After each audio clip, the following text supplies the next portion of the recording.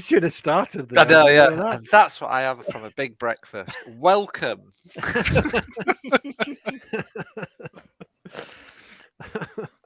Now you start the day. Yeah. And that's how I start my day. Oops. Yeah. Welcome, one and all. So, without further ado, where did we leave it last time? If we can remind ourselves and inform our adoring public. Been on a rampage, killing a bad man, saving a tramp, and then shooting a load of monsters in a house. Were the werewolves? Wolves or vampires? I can't remember what they They look were like. like some sort of like ghouly fellas. That were it. They've got. Have they got hooves for feet? Nay. Yeah. Hooves for feet and canine features and rubbery skin. No. They were just people in fancy dress. They were. Buttons for eyes. and we murdered them. Yeah. Why? Because we can. Well, because they wanted sweet meats. Yeah. Sweet meats. And they had some sort of psychic connection to our man Butler as well, I think, didn't they? Butler. He's on the buses. Bacon. Yeah. Get you, Butler. I'll get you. They were looking for bacon, sweet meat. We Yeah. definitely burnt Yeah, him. they meant it sweet cured bacon. Yeah. So I think we'd all just got out of the house. Were we locking the outside gate? I can't remember. I think, we shut the door and locked the door. Yeah. Because you were doing the locking, weren't you, Gerald? Yes.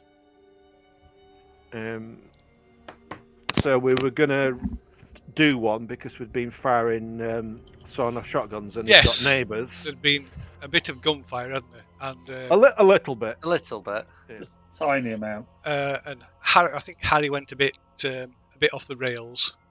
No, Harry was in his element. Harry was salivating.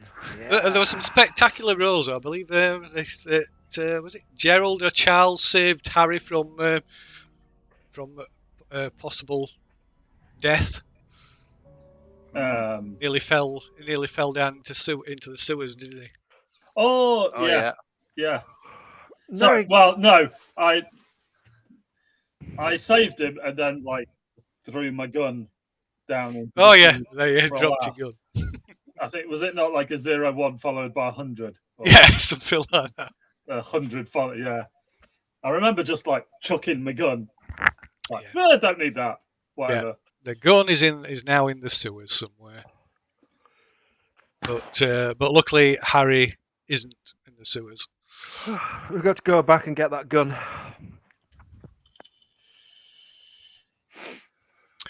So And to be fair, the any fingerprints will have been washed off of it quite nicely. Yeah. I mean, we could burn down the house just to make sure we don't leave no evidence. Well, I presume we'd all be wearing gloves because it's snowy outside. I know I'm wearing gloves. Leather. quite possibly. Yeah. Some retrospective glove wearing. No, I've always said I've been wearing gloves. No, And balaclavas. and balaclavas. I'm not going Yeah. around shooting somebody without wearing gloves. Absolutely. It's just not That'd be just daft. It's just yeah, not the it's just thing. not the done thing. Surgical gloves as well. Yeah. Just so you don't look a bit odd. I've also nicked loads of valuable books and a weird bell. Yes. So yes, Oh, so yeah. there was. Did you get? I didn't get the good book because I fucked up my roll again. Yes, you got some valuable books, but you didn't get I any. went for value rather than Yeah. quality. So we got some nondescript, non-plot centric, valuable books. But they were valuable. Which But they were is, valuable, I feel, yeah. the important thing. Yeah. And we also got after we killed Bacon, I took a whistle, You did. and was it a Ding, stone? ding, ding, little He had Stone he with had a black like a black stone, like a piece of jet pendant. with Yeah. with like a leaf pattern So cut into it.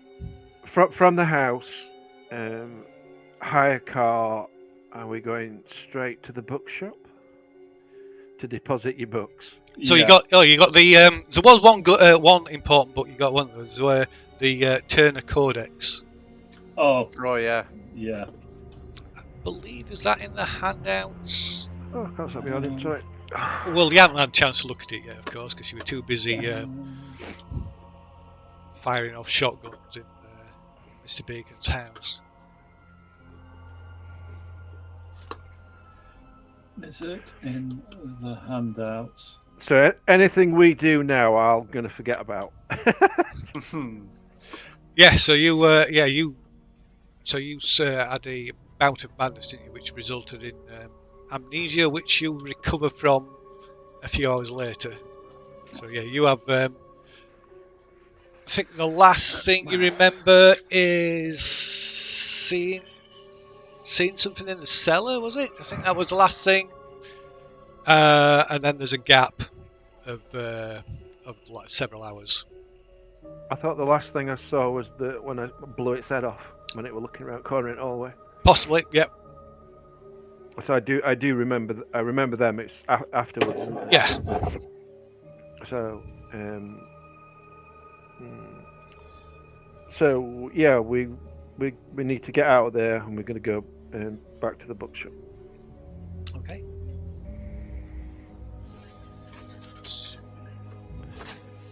So I don't think that's. I think we'll waive that. I think we'd. I think in fact, I think we'd already said last time that you'd fled the scene.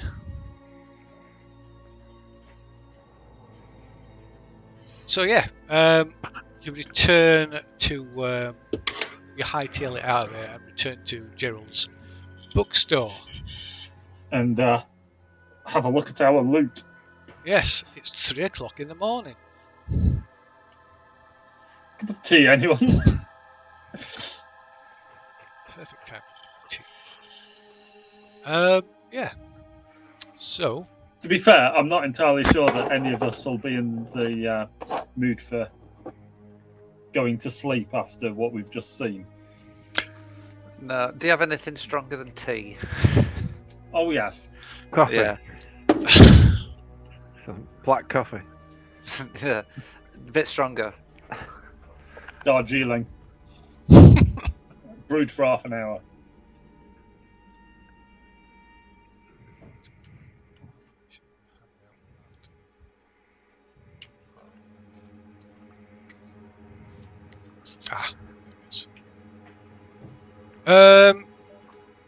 Yes, so you got the bell.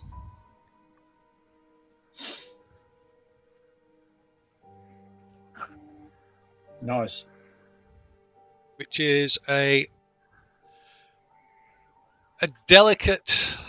It's quite small.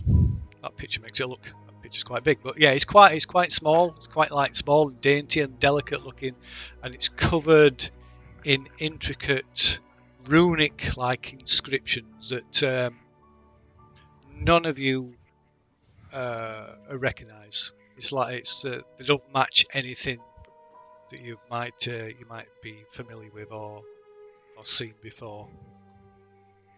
And it comes with like a receptacle, like a bowl, which appears to be just essentially to keep just to contain it, to keep it upright when it's not in use.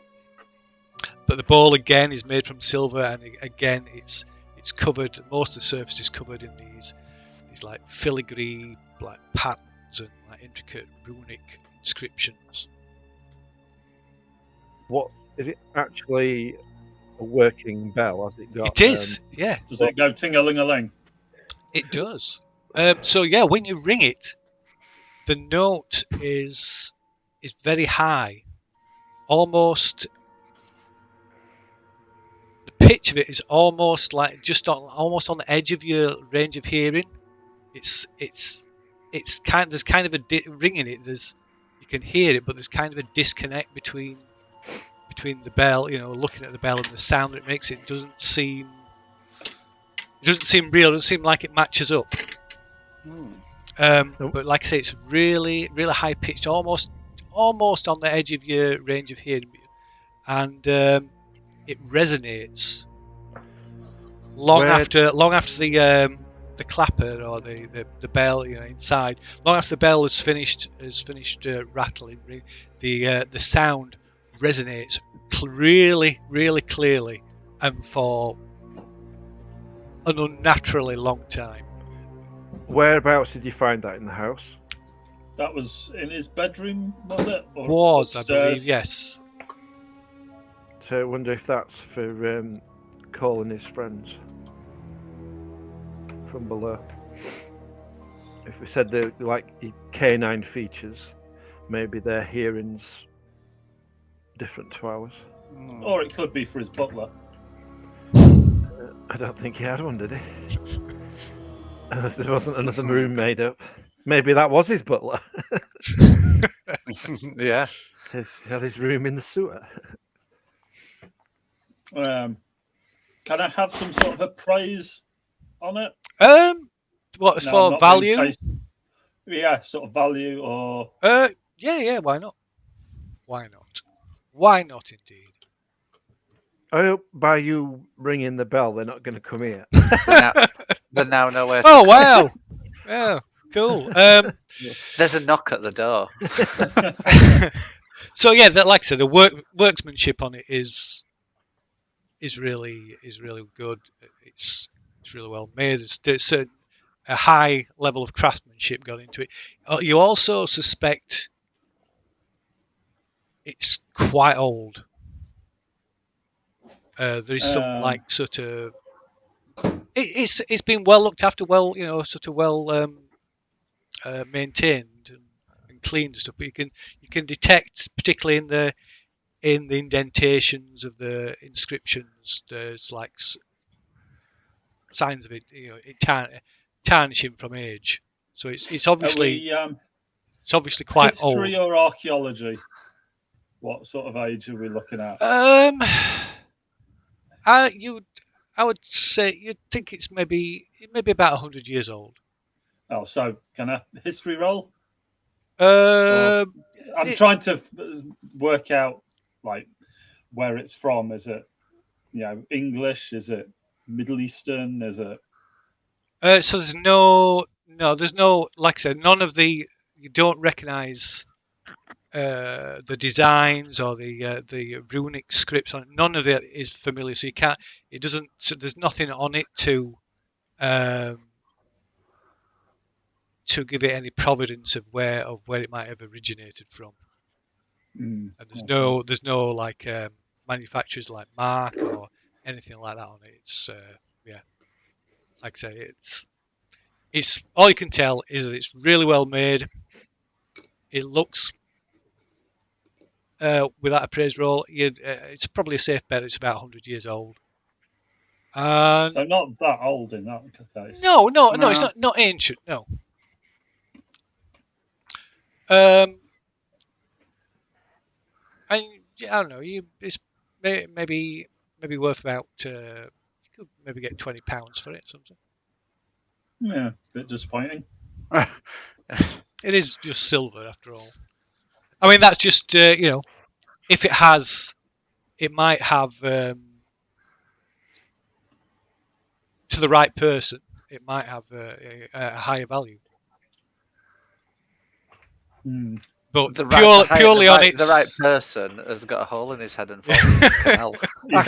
An insane warlock. Yeah. Yeah, but purely on its aesthetics value and the fact that it's made of silver, you'd value it at about £20. 20 whole British pounds. Oh. Oops. Fantastic. I hope the books are worth more than that. Well, you can certainly evaluate the books. I won't force you to make a roll from that. Yeah, I'm sure with your expertise you'll be able to a certain value of the books you've acquired. Are you Hopefully, gonna- it makes up for the shop being closed for so Yeah, long. Are you yeah. going to make up for speed your lack- read? Are you going to skim them? Not at 3 o'clock in the morning. So the book, like I said, the books that you've just grabbed at random. There's nothing pertinent Yeah. interest. They will have some monetary value because like I said before, like I said last The gold last time, leaf and they're all the rare books. Either first editions or just genuinely just generally rare for one reason or another. But like I said, they're of no relevance to current events. So can we have some luck? you can yeah. yes. I think Harry. Excuse me. I don't need any luck. Can we all just stand around and watch Harry fail pass his luck roll, so he doesn't get any? By getting a critical, by getting a 0-1. Yeah. Now you said that, that's I know. probably gonna go on. Ugh, Okay. God damn it. Typical.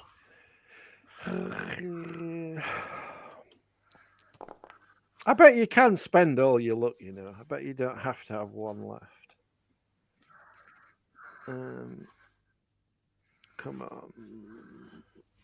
God damn it. I could have done with a touch of luck. Yeah. Funny as. I could have done with that. Yeah. Well, watch me just I'll roll a 1 now. A 1. 9. 9. Oh, Double figures. I mean, onto 10. That's it. Steady. Breaking the bank.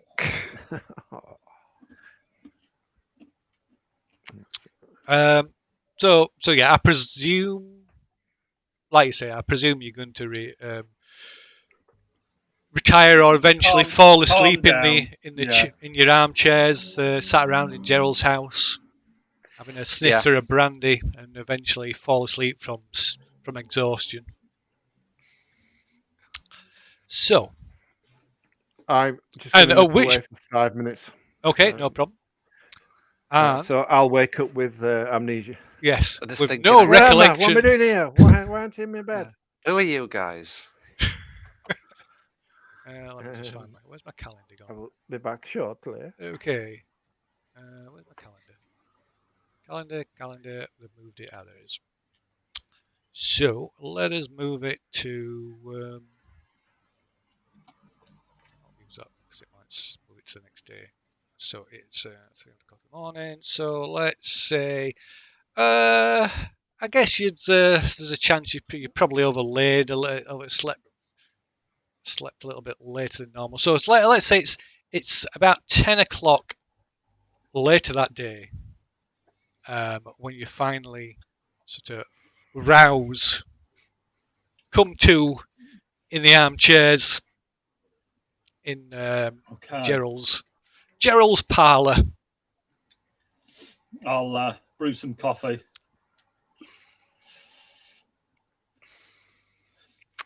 Yeah. Where's Harry? That's damn mysterious. He's gone. He's got hangover. He's sleeping it off. In the bath. Yeah. Yeah, he's in the bath. Yeah. Well, that was a rum do last night. Yes. Interested. The Bacon's bedfellows were of an interesting demeanour. Yeah. It comes from living in a sewer, I guess. I would guess so. Do you suggest we go back today and have a look at the place?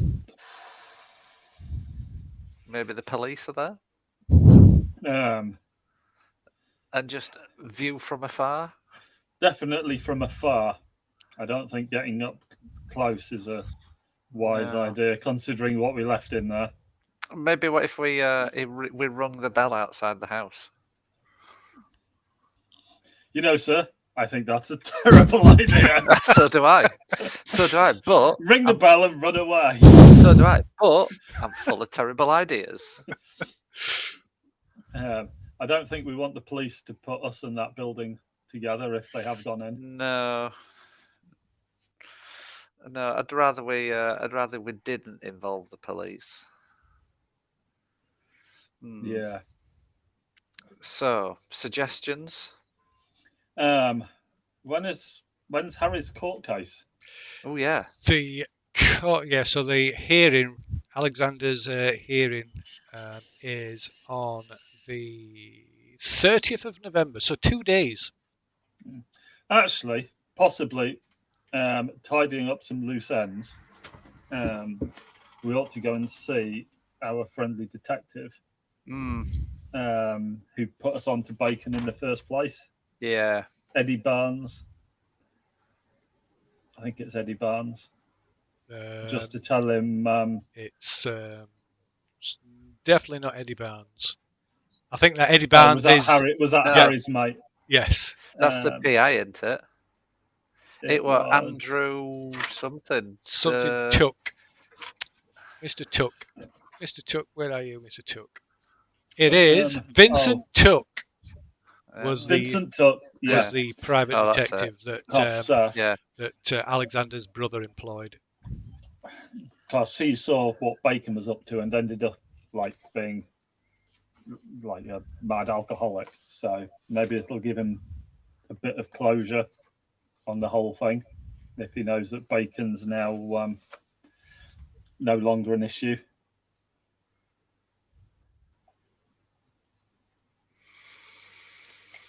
I don't think we confess to exactly what happened, but tell him that we can give him some information about what may have gone down.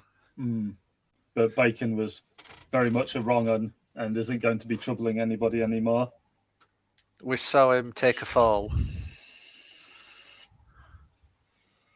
He was undone by that which he dealt. Very good, very poetic. Took a dive into the. Yeah, he went for a swim in the canal. Yeah, which is never a good idea. Yeah, but yeah, just give him a bit of closure. Who else have we got that? What's his face that told us that Bacon was going for a walk? Mr. Gresty. That's the bunny. Yeah, we could do. We're tracking him down. Mr. W. Gresty. For a little chat. So you've got very little information on Gresty, have you? All you've got is the letter, the handwritten letter that he sent you, that had a Bethnal Green. Bethnal Green? Yeah. Which is is a large area, and all that just means is where it was, the area it was posted. Yeah. Or the area where it was processed. It was stamped. Yeah. Yeah. So it could have, could have come from anywhere. Although you never know, he might approach us again now that once people know find out what's happened. Interested parties. Yeah, now people are missing. Yeah. Missing, presumed, assassinated. Yeah. You see, we could put up a couple of posters in newsagents' windows. But looking for missing person. Yeah. We could do. Why are we looking for him, though? That's what people would probably ask. We have information. Mr. Grateful for your information, Mr. Gresty. We have information of our own. Speak soon. Yeah. Take out an advertisement in the Tides. Yeah. Yeah. Otherwise, yeah. So how long is it until the court hearing? It 2 is the days. 28th. It's the morning of the 28th today, and the hearing is on the 30th Okay. For tomorrow. at Hereford, Yeah. Hereford Magistrates Court. Oh, shit, Right. yeah, it's not in London, is it? Oh it is yeah. not. So we It is better. not. So we're gonna have to make us way there. So, yeah, tomorrow we're going to have to Get to Hereford. go to And, Hereford. What day is it? Monday. That's okay. Graham was going to make arrangements so that Harry was able to present Some evidence. evidence at the hearing, since he kind of burnt all his bridges with Dr. Highsmith after the snowball Yeah. incident. Yeah. Hmm.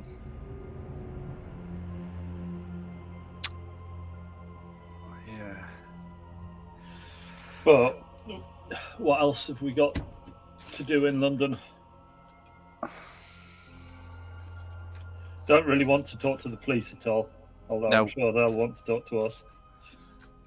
Or do we just make ourselves comfortable in my shop and wait to see who comes knocking? It's probably not a bad idea. Either congratulations or shotguns. Or Molotovs. Oh, Molotovs. Or things Yeah. coming up out of the sewers. Have you got any entrances to the sewer in your shop? Not that I'm aware of. Right, we're all right then. And you've also got your acquisition from Bacon's house. Well, you got the Turner Codex. Yeah, I might have a quick squiz at it. Yeah, I'm gonna say let's have a look through the Turner Just a Codex quick- and see what we can see what's in it, see what it looks like when we A open it quick up. flick through, yeah.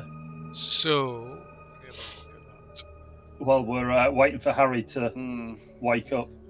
So, He did seem to take a bit of a funny turn, did our Harry last night. Hmm.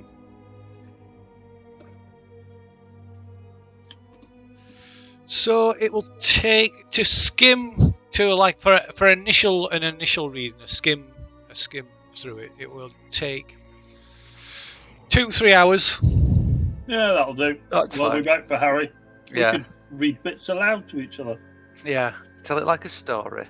Yeah. Any nice chanty bits, read those. Do you want the? Do you want the? Well, I'll give you. He'll probably give you both bits anyway. So here is the fancy-looking one. If it's not very legible, let me know, and I'll give you the transcript. Oh, yeah, that's not. In fact, if I Oh, click, yeah. this is probably a better way of doing it. Oh, actually, if you click on that one, Yeah, you can click on it. Yeah. the other one didn't do it properly. Yeah, they've changed how it works now. So if you click, generally, if you click on an image, it'll. On the note, yeah. Oh yeah. That's interesting. So do you want to? Does somebody volunteer to read it out? Yeah, this copy is number 125 of 1,000 copies. The work is credited as translated by Mapplethorpe Turner et al. And dated 1902. The introduction states that the text was discovered in the late 19th century by Mr. Turner himself in Guatemalan ruins. The text was hammered onto hundreds of thin copper plates in a previously unknown system of hieroglyphics. Turner and other scholars decoded these, although the other translators are not credited anywhere in these pages. The Turner Codex seems to be a series of prayers, eulogies, and libations to entities called the Unspeakable One, Hastur, and Kaiwan. A short prayer called Sound the Pure, elsewhere called Tzekpatl, Listen, or Sounds Tzek. What? Tzekapal? Or Chapters. Tezchaptel's chime. Then spoke Tezchaptel, we praise his name, stilling the song of the birds, quietening the call of the beasts, even stopping the breath of the air. A second, even shorter prayer called Ring the Pure also calls Teschapel's voice or ring Teschapel's chime. Then spoke Teschapel, we praise his name, roaring. The chime is a physical object and its manufacture is covered in detail. This involves fashioning a bell or similar object made from a pure metal and taking this to a location high above the sea. Once there, a complicated and lengthy ritual is used to consecrate the object. The manufacture also requires the user to speak the prayer unspeakable promise. The chimes seem to offer protection against enchantments worked in the user's hearing that include instrument, song, or performance. The first prayer above seems to allow absorption of such an enchantment when accompanied by a soft ring of a chime. The second prayer seems to allow release of the absorbed energy with a second and louder ring. A prayer called Welcome the Unspeakable One. Expectant we raise our muzzles to smell the air for hatred. We strain our ears for the sound of love. We, the mute, lame, the stupid, the dull, the weak, we turn our blind eyes to the hunter's killer. We raise our hands and voices in prayer for an answer. 9 teeth jut up, lining the maw of living earth. Return, Hasta, heed us. Your star steeds lord the black night sky. Return, Hasta, save us. La, great one, La, great Hasta, lead us. The prayer called Unspeakable Promise. Give me all I wish, great Hasta, heed me. Look after your servants for long moments. Forever your servant shall do your will, and forever your servants shall do your will, and forever your servants shall do your will. See that top one? Hmm. That's the fucker that was on the That's what's on the hill. hill. The 9 pillars that had been. Yeah. That's what were written on the 9 pillars It The was. teeth. about the teeth. The 9 pillars were the teeth. So yeah, And it's so the was it- so did inscription from the pillars. So obviously it says like the bell was supposed to be used on a high spot above the sea. Is that why they'd gone there? So I think so, yeah. the first prayer allows absorption of such an enchantment when accompanied by soft ringing of a chime. The second prayer seems to allow release of the absorbed energy with a second and louder ring. So it looks like they used the bell, I would say. Well, it's not done him much good, has it? Bacon's not going to be doing much serving now. No. He dead. His bacon has been served. But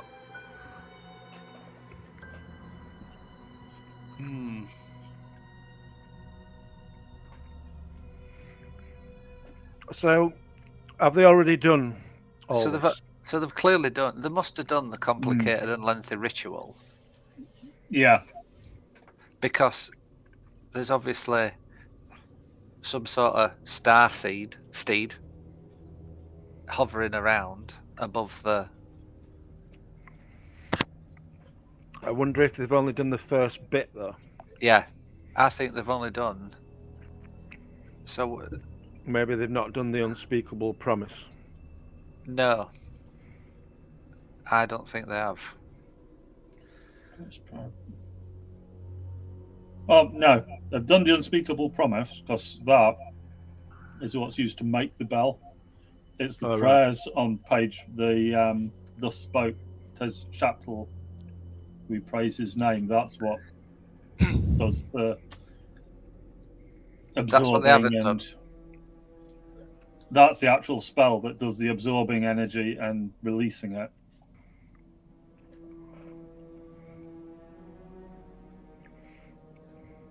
So all of that messing around on the hill was to make this bell. It's that's referring to that referring to the absorption of an enchantment and the release of Is that energy. the play? That's referring to those first 2 short. The first 2 really short bits. Yeah.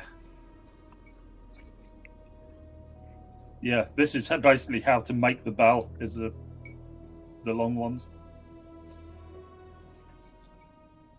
Yeah.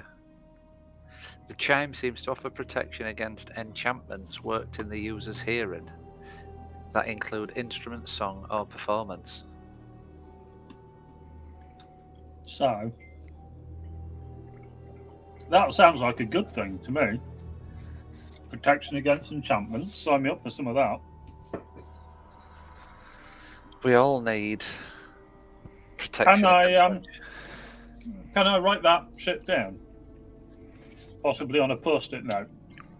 Yeah, you can make a cut. Yeah, you can transcribe it into a notebook or something. Gosh, can you? If you don't want to carry the book around with you. So let's have a so there are also, as well as that, there are also appear to be what claim to be rituals. More rituals in this book as well. More magical rituals or spells, if you like.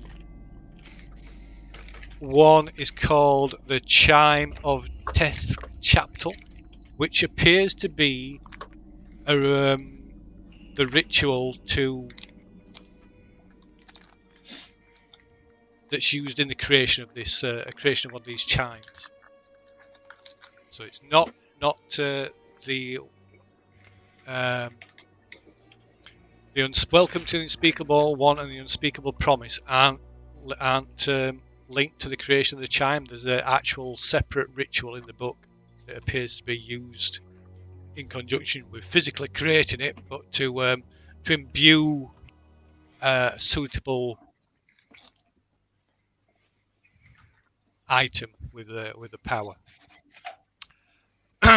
There's also, as you've seen, there is a ritual called Unspeakable Promise. There is one called Welcome. There's a one called Welcome Hastur, or Welcome the Unspeakable One. Is it? I've gone. Yeah, Welcome the Unspeakable Yeah, One. Welcome the Unspeakable One. And And the Unspeakable Promise. there's a last one which I need to look up.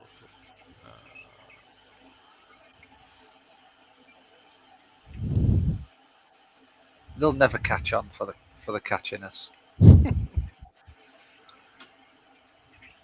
Certainly not that to Apple. Yeah. Bella. I mean, he sounds like a stand-up guy.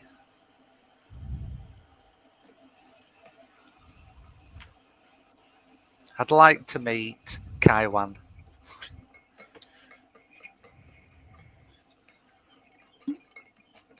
And the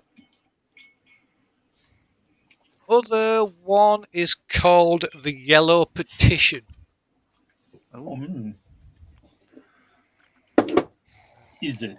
I believe it has a counter as well.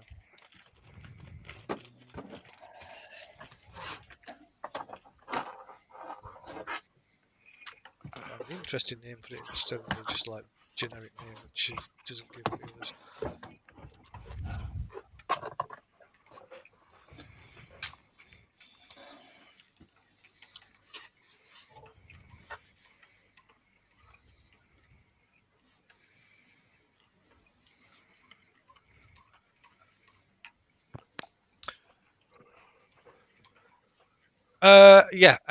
There's the Yellow Petition, but it includes a counter ritual that is to excise the spirit as well.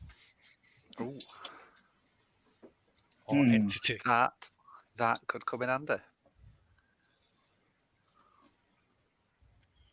Possibly.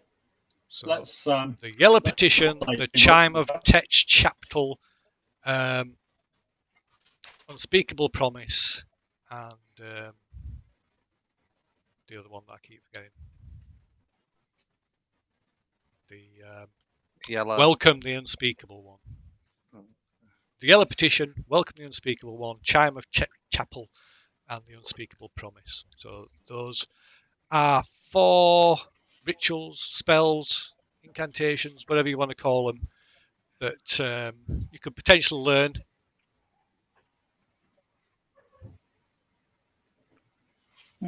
and you could. Well, Harry's. Oh, you're up, Harry. How are you doing, old buddy? Get him a coffee. His head looks sore. I'm just reading that letter that told us to go and follow Bacon.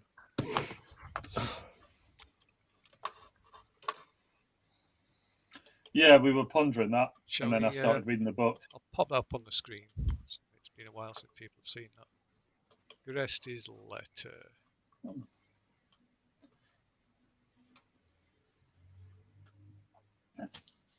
Yeah, Coombs is still knocking around somewhere. So yeah, so that's the letter that John's referring to.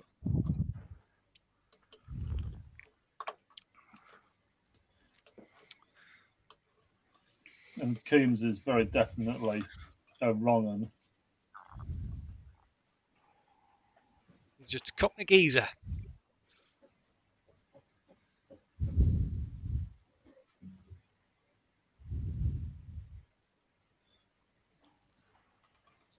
He's a wicked man.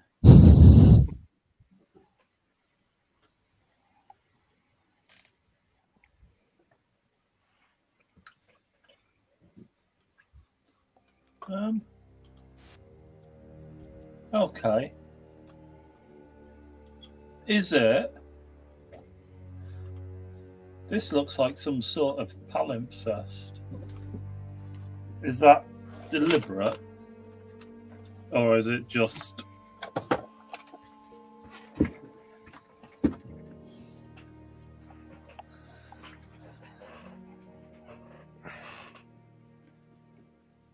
Right. Can I get my best bookie skills?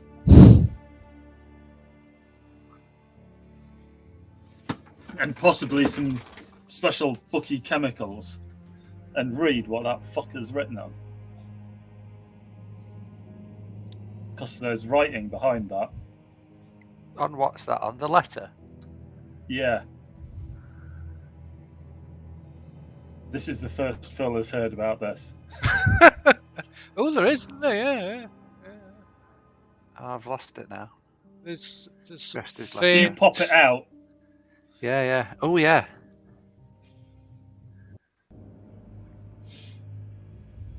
There is some faint... And there's quite a lot of it as well. Looks like it's backwards. It does. Yeah, it's like being used as like a blotting paper. Yeah. Ooh, good spot. Phil's as confused as which tells me that it may not be a quite relevant point. Phil's heavily skimming through that book going, where is this? Well- Actually, I've not seen any I don't mention of recall this. this.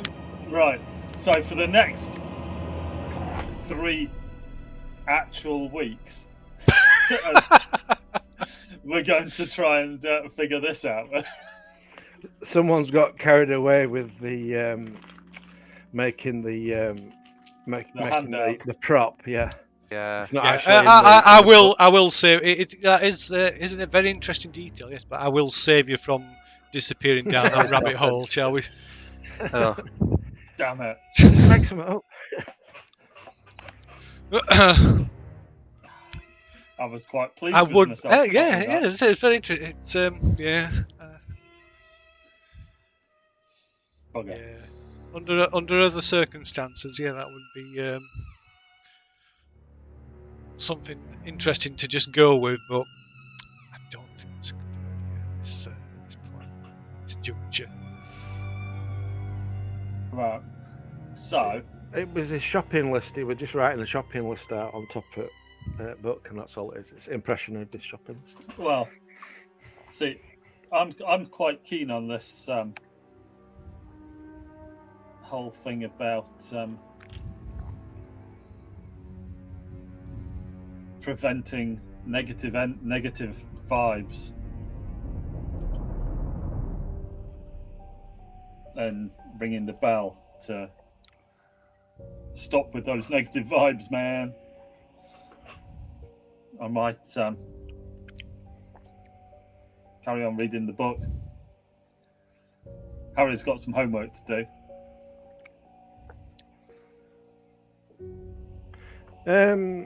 Yeah, I've been thinking about that.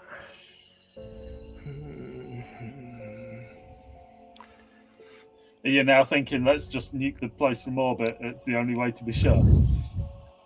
Yeah. No, I'm Absolutely. thinking. Nobody likes Hereford anyway. Like Let's tidy the place up. Edwards wants proper access to Alexander, Yeah. so why don't we let him have it?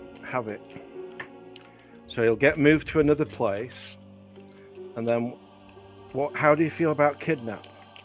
Oh, I love a bit of kidnap. Now you're talking my language. So we could either kidnap Edwards. Is the torture involved in this kidnap? With Edwards, probably, yeah. I feel we probably did cross a line last night. Yeah. With all those tramps in the sewers. I get the impression that Dr. Bancroft's professional career was just a front for some nefarious that gangland doesn't mean activity. anything now because my mind is open to real monsters exist. I just need to find my keys, and if I can find my keys, I'm happy. Have you seen them? Have you seen the keys? No. Oh, for God's sake. So it would also allow us to have access to Alexander. That's my thinking.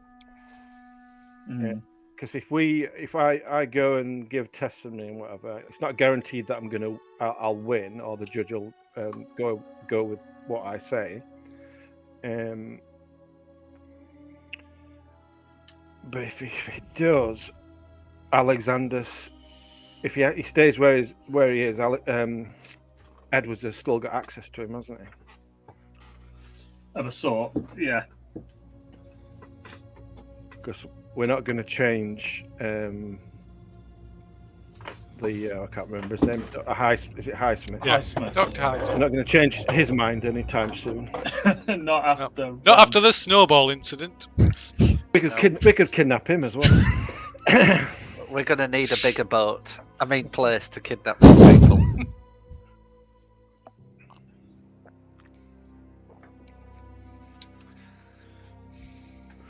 But yeah. So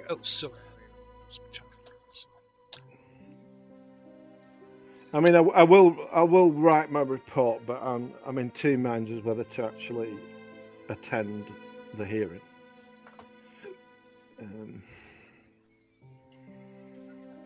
Okay, so Graham did say, we're going to make arrangements so that you could present evidence at the hearing. So, see, I mean, of course, it's up to you if you attend and if you don't attend, whether you inform him of that or not. That's entirely up to you. Do we need to attend? I think it might be interesting, if only to irritate Highsmith. Snowballs Well, we from could Malcolm. attend, and while we're down there, we can have a word with Edwards, can't we? Tell him, because we can be frank with him about what's. We can tell him that he won't be talking to Bacon anytime soon. Yeah, we have the power. I could take the bell out and just give it a little tinkle. We could try and sell him some artifacts. We've got a whistle. Oh, look, I've got this whistle. Some books. See if he wants them. See if he's got any interest in them. Yeah. We don't want them. You can have them, but we'll want some money. I mean, that book. I mean, we've rang the bell. Nothing happened. I want to try that whole blow the whistle. Prayer to what's his face while tinkling the bell. Yeah, I think. Are you gonna have to do it? To actually learn the rituals, the spells, or whatever you want to call them, it takes more than just knowing the words. It will take some study to actually get the whole process down. I mean, that's just the just the words of it. It's not the entire process. But if I go up to Edwards and say the words and ring the bell, it's going to be interesting to see what his reaction is. Yeah, if you're trying to get a reaction out of somebody. How many days have we got left? Is it 3? Two. It is the Two. so Day it after is tomorrow. now 2:30 on the afternoon of the 28th. The hearing is on the 30th. So we've got a day and a half then. And we need to get to Hereford tomorrow afternoon, probably. There's not So, really yeah, much the time. So the hearing is at Hereford Magistrates Court. So we were contemplating just hanging around here to see if anybody came knocking. Well, I'm thinking about this. This Gresty might contact us again. So. Yeah. But we could be proactive and try and find him because we have the area it was sent from, the letter, and that is an unusual name. I have never heard of that name before. Gresty. Gresty. So yeah, the postcode, Did we not the stamp on it it says Bethnal Green. Before, I mean, it's only yesterday probably, or possibly the day before. Did we not get your private eye friend looking for Gresty before yesterday's shenanigans all kicked off? We may have done. I thought you'd given him a ring and told him to see what he could find out. But that was probably only 24 hours ago. So yeah, probably not a lot is found out in that time.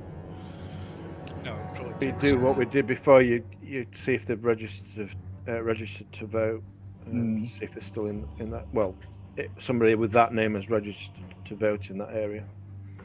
Yeah, I mean like I said, the Bethnal Green postmark is just that's just the It's office. quite a big. Yeah, and it's just the office where where the mail centre is that the letter. Yeah, it don't mean anything. It was postmarked. But Gresty is quite an unusual name. It is an unusual name, yes. But yeah, you haven't got a lot to go on. I imagine when he hears the news, or if it's reported by the police, because they've actually got to find his body, haven't they? We put him in the river. They might not even find his body. No, but if they do, it'll be washed down. At the moment, they just know they'll go to the house. God knows what they're going to find at the house, but they're not going to find his body there, are they? They're going to find probably lots of blood. I don't know. Did they? I don't know. I think they'll have been taken. I don't think they'll find anything there because they've probably been taken away. Well, I don't think they're going to clean up with a mop. To be honest, they might do. They might have a little. They might let them tidy up. They might be really handy, and they've done a little bit of woodwork and patch up the bullet holes. Yeah. So they'll probably be the police will be looking for Bacon, won't they? Because he'll be missing, and there's something that's kicked off at his house. Yeah. So Gresty might come and contact us or write us another letter then. See, other than the reports of shotguns going off, what have the police got to go on unless they actually break into his house? Yeah, not a lot. All the blood. Yeah, but that's inside. And it's not our blood. Well, they're going to have to break into the house. Well, they will do. Report a gunshot, so I would imagine they would do. Especially if nobody answers. Yeah, I think we're good. Well, we're good, but yeah, they're not going to get. They're going to find that something's happened in the house, aren't they? There's no way they're going to be able to clean all that blood up, and there's gunshots gone off. No. I mean, we can have a drive past, but I don't really want to get too close. No, we don't need to do anything about that now. So, as a plan of action, am I? Too close. No. I'll write my report. Anything about that now. And then are we going to go and attend the hearing? Yeah. I think it's worth it. We may as well, haven't we? If only to see who else turns up. Yeah. And we can decide to have a word with whoever when we're down there. Yeah. So I will contact Graham and say I will definitely attend the hearing, and I will give my statement. Okay. For a small fee. And has he got our train tickets? Yeah. First class. Because he's a rich banker. So yeah, if you contact Graham, I'm sure he'll be more than happy to make travel arrangements for you and somewhere to stay if you want as well. Probably worthwhile. We don't have to stay there if we don't want to, but Nope.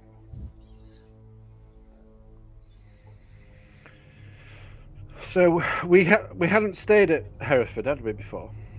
no. No. Yeah, we did, didn't we? I Yes, thought you did. We did. Yes, because you got the you got We missed a train. yeah, Oh yeah, I remember. and that's yeah. that's when Charles had his incident. Yeah. Which one? It's just a walking incident, is Charles. I am just a living incident, yeah. So we got a day and off then. Is anybody going to do anything? I'll be busy Well, writing my report. I'll probably sit here, see if Gresty or anybody comes to visit, and read my new book. I'm gonna work on my dance that I've got that's burning in my head while I try and look for my keys. Very well. So shall we just wave the time? Whip forward. Yeah. Yeah. Spin. Well, unless forward. anything exciting happens. Yeah. Spin forward to the so when are you go? So what? So you're going to travel up on the 29th then? I guess like tomorrow afternoon kind of thing. Okay. Right. I want to give Gresty as much time as possible to get in touch if he's gonna. Yeah. So Probably worth The- Harry checking his house for post as well before we go.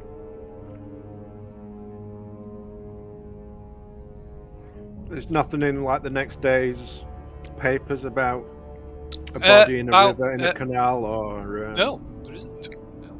No. Or a mysterious shooting. Sound of gunshots. No, it doesn't. Bloody carnage found in dusty antique shop. No, Scenes of horror. there isn't. Shall we drive by the house and just see if there's a police presence? But I think we made.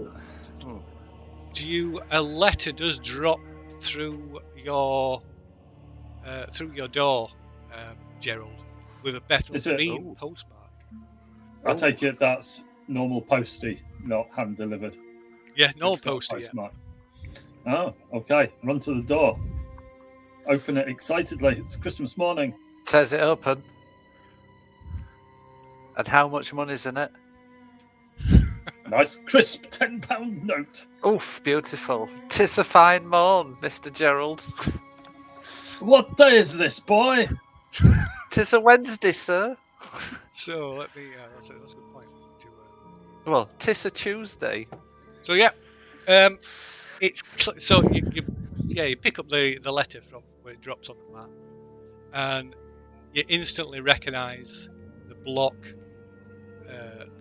capital handwriting as Gresty's. Open it. Open it. Read it. Read it to us. Read it aloud, sir. There we go. Dear friend, I need to thank you for the murder of Bacon. Ooh, harsh words. Straight to the point. Burn this after we've read it. Yeah. I am sure it was hard to do, but he was a wicked really. man. No. It's amazing what a sawn-off shotgun can do. He fell into the path of the bullet and it just happened to strike him in the face. I know where to put trust, and it was put well with you in this matter. Now we do trust each other. We should Let's know not jump each- to conclusions. We should know each other better. I have friends, but not gentlemen like you and your friends. We should meet Are soon. they like weird doggy-faced friends? I am from the West Country, but London has been my home for 10 years now, and I say it is a chamber of pot pretty at a glance. It's a chamber A pot. chamber pot, a chamber pot, Pretty at a glance. pretty at a glance. glance, but full of filth and stink.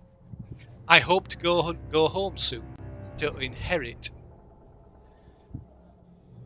For you you alone.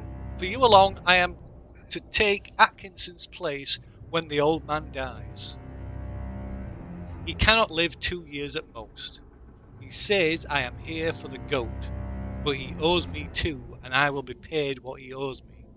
The woman at Nugg's farm, well, Mr. Quarry's wife, the old man never had her. The child is not his. I laugh when I think he can make things wilder than dreams and blacker than nightmares, but he cannot climb into her bed. How his old loins must itch when he thinks of her. So first we must play the last cards with Edwards and the god he follows. Edwards needs Mr. Roby, and if he gets him, there will be hell to pay. Worse, I think, for hell is a weak imagining. You must stop that Edwards will call on me too. He needs me. I will not answer. Rather, I will call on the British gods, and they will guard the best of their servants, who is your friend Wilfred Gresty. So he cannot live to it. Yeah. Like, who's Atkinson? Who's yeah? What did we know about Quarry? I can't remember. Was Quarry the guy that wrote the book? Quarry. He was the British gods book. Yeah. All right, so he's the one that's disappeared, gone off somewhere. Yeah. He's got a wife. Yeah. So that's the and first a child who's not his. So that's the first you've heard about that. The woman at Nugg's farm. So Nugg's farm's in the West Country. I laughed when he makes things wilder than dreams. He owes me, but he owes me too, and I will be paid what he owes me.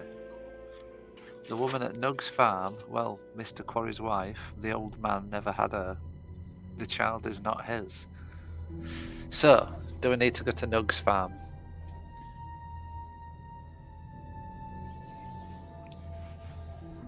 Does he mean that Quarry's not the father? Or is he on about the old man? Atkinson? Atkinson. Atkinson. Yeah. It's not very clear, is it? For I mean, you alone. right back to him and tell him to use better punctuation. Has he put return address on this time? He's forgotten to do that again. Yeah. Oh, it's bad education. Well, look at that. You can tell from the lack of commas. Yeah. Just use a bit of punctuation, man. Some poor sentence construction. Yeah. So, the woman at Nugg's farm, well, Mr. Quarry's So wife. who's Atkinson? No idea. Exactly. But See, Atkinson... He's an old man. Right, but he's at Nugg's farm because he's still alive and he's not dead. Yeah. It does imply the woman at the... Or is that the women at Nugg's... The women at Nugg's farm. Farm. Well, Mr. Mr. Quarry's wife. The old man never had her. The child is not his. That implies that the old man is Mr. Quarry. Yeah.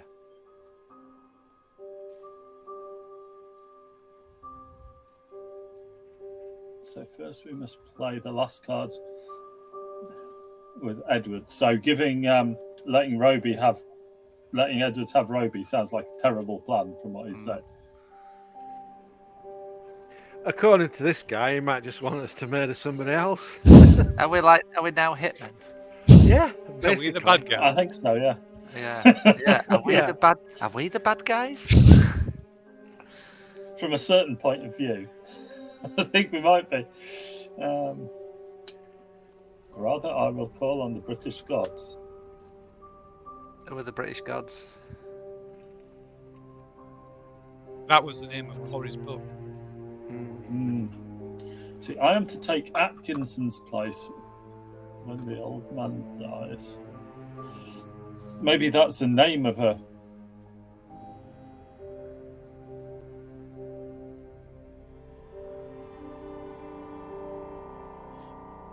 want to take Atkinson's place. Well, and we need to go to everyone Nug's dies. farm. Go on then. Where is it? West Country. Is this West Country? Is it a small place? Yeah, tiny. Everybody knows everybody. Oh, they'll know where Nug's farm is. Yeah, We'll we'll just This is out to the go west. there. Can you? It is point out me to in the direction west, of sir. Nug's farm. Well, Right. there must be some sort of directory. So there We'll must have go- an address. We'll go to Waterloo. Google it. Go to Waterloo. Get a ticket To for Nug's the farm. West Country. No, for the West, For the West Country. Country. Which part Get of the West off it. Country? Ask the man at the office. Say, can I have a ticket to the West Country? Tell the guard. Get the guard. Tell me when to get off. Get off where the guard tells us. What if we get Find off a in passing local and go. Where's Nug's farm? And we'll be there by tea time. I'll just get a taxi outside Nug's farm, please. What about if we Yeah. go to the West? Taxi drivers. Yeah, It's what is it? The book is it? Or Something like well, that. we could go to the West Country and still end up in the wrong county. shh. Well, I think first things first. We're going to this court. We need to deal with With hearing. Edwards. Yeah. Is Hereford West Country No, or is it Midlands? that's West Midlands. Yeah. So we only need to be south then to be West Country. The search begins. Yeah. I'm sure there What can't be will many that- farms. 25 years later. Yeah. With the car, we drive around every farm in West Country. Tour of Britain. Yeah. Weather might be a problem though. So, first, we must play the last cards with Edwards and the god he follows. And then there'll be other gods. So, yeah. I think we need to get ourselves to Hereford.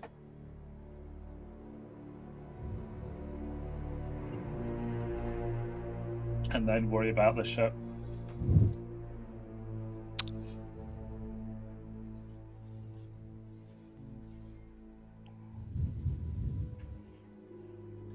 You can make things wilder than dreams and blacker than nightmares.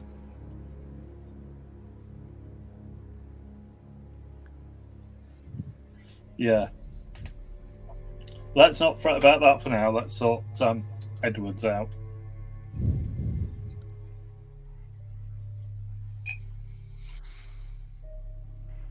He needs him. Needs him.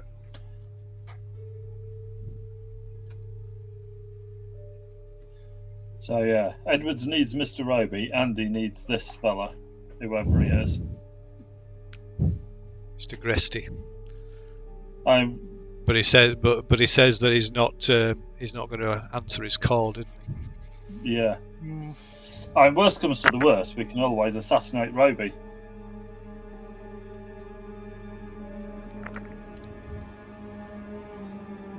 Yes. Just to let you know, this is outside my sort of spectrum of theatre. Really? You must have done Macbeth before. That's got lots of like stabbing in it. Yeah, I never really got the part in those type of roles. Were you more Lady Macbeth? Yes. We were close companions.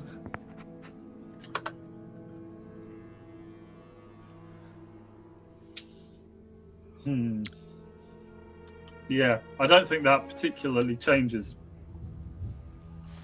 anything in the immediate now. I think we still need to go with Plan A. Mm-hmm.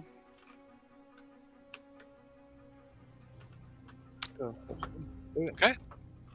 It's a brilliant letter. Right. So later that day, you catch the train from Paddington Station to Hereford and book into the Royal Hotel rooms at Nice. Graham Roby has pre-arranged, pre-booked for you. So yeah, so you settled in there by mid-afternoon, I would say. So yeah, so let's say it's about 2 o'clock that afternoon. You're settled in your rooms at a Royal Hotel in Hereford. Okay. The hearing is scheduled to take place at precisely midday tomorrow. Precisely. Precisely. Okay.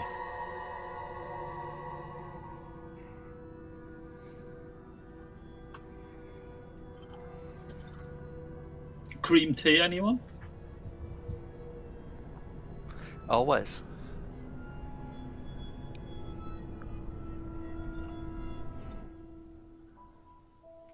Okay, so is there anything that you want to? Should we try and take a trip out to see Edwards? So of Before, course that's over at Wibbly Wobbly.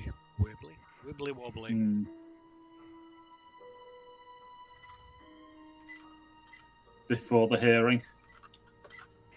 Do we think Alexander won't be attending the hearing, would he? He wouldn't be attending the hearing. Probably not. That would be the usual. Yeah, in your experience, that would be the usual procedure. Yeah. So it'll just be Dr. Highsmith giving his reason and me saying, no, you're wrong, you're a dick.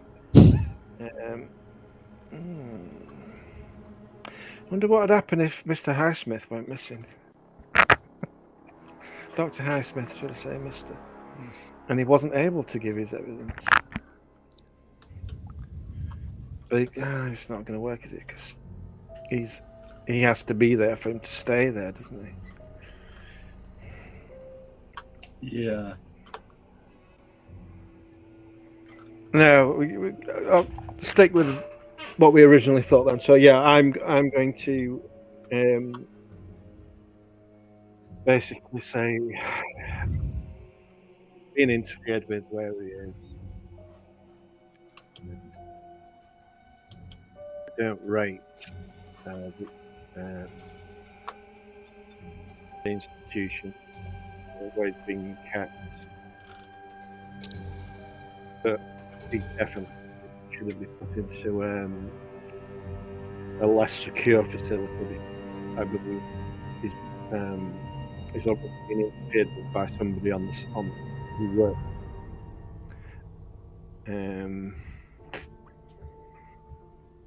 I think I did say to Graham that he should really be moved somewhere more secure. So I don't know. I'm assuming that's been ignored.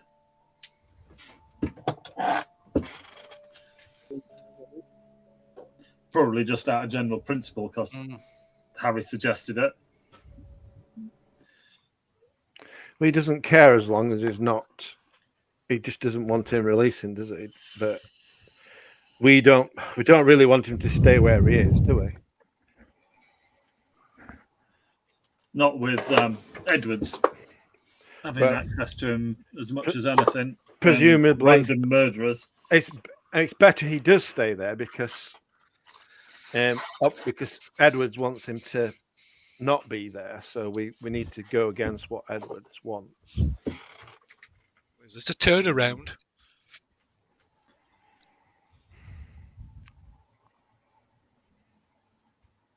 Quite like the idea of just letting it play out and see who turns up and who gets all emotional. No, I mean overall, just see where he ends up being sent to, and then we could pay him a visit.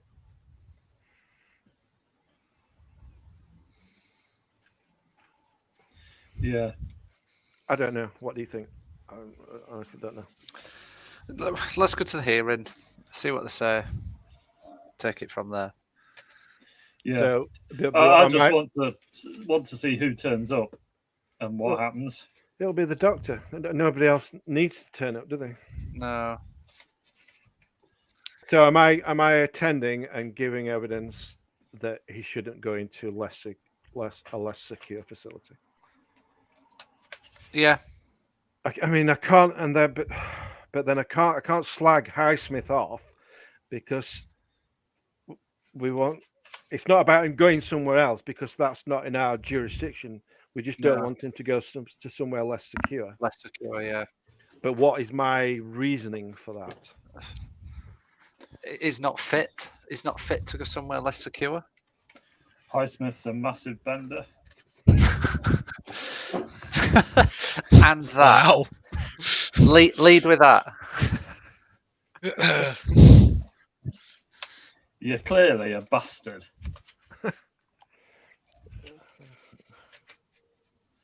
Or while you go to the hearing, we could go find out, see if we can find any information on this farm.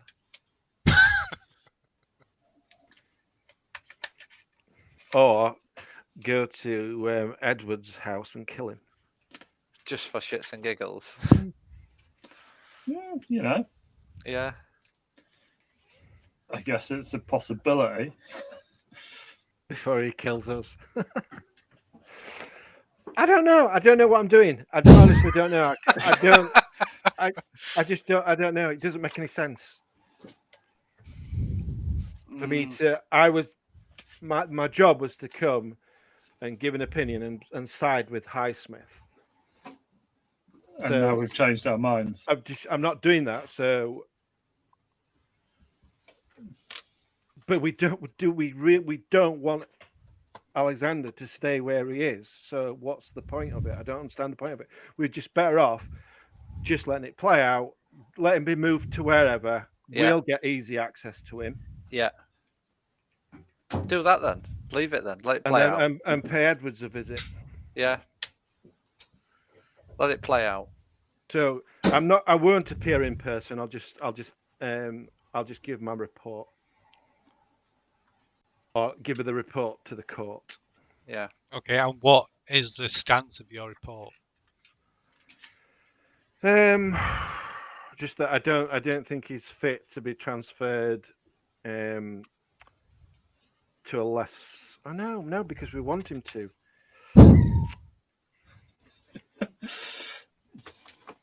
I don't know. That's why I think I don't think I should put a report in. Just let it play out. See, we want him transferred to somewhere where we can get access. That's to what I him. mean. So we want to go along with Highsmith. Yeah. But we don't really want to do that. Just like I don't turn up, I could say I had a flat tire, something like that, so I couldn't attend, and it gets Highsmith will get his way, but we'll be able to find out where Alexander's going to end up going, and take it from there. As long as we can stop Edwards getting out, that's all we're really worried about. Isn't it? Well, as soon as he gets sent to another facility, Edwards is going to be leaving. So I think we need to have words with Edwards before that happens.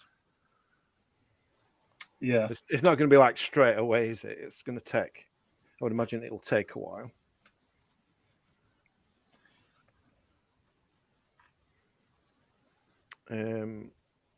So yeah, I think don't attend the hearing. So you're not going to attend the hearing at all? No, I don't. I'm not See, sure. I suspect that there's something's going to happen at this hearing. Do you reckon? Well, let's just go attend the hearing and sit down and just sit at the back and listen to what they've got to say. Well, I could wait out in the car, and you two could go in the hearing. Yeah. And but if we need an explanation for Graham, my car just broke down, and I wasn't able to attend. The hotel is quite close to. It's like within walking distance of the magistrate's court. That's why he's picked it. I sprained my ankle in the snow, Very good at which that. I've done before. You have. You have history. Yeah, See. I'm old. I'm an old guy. Yeah. So yeah, we'll do that. You two go into the hearing. I'll stay outside in the car, looking for any suspicious characters. And I could always hand the report in late. And that kind of covers me with Alexander. Yeah. Not really. So yeah, if evidence isn't submitted during the course of the trial, I then know. it won't I be. know. It'll be like yeah, it won't be admissible. Is that the right word? I think that's the right word. Yeah, probably. Okay, so let's shall we move it through to the day of the trial then? Yeah. Yeah, go on then. Okay. We'll go and sit up in the public gallery. Yep. Okay. Can we take our shotguns?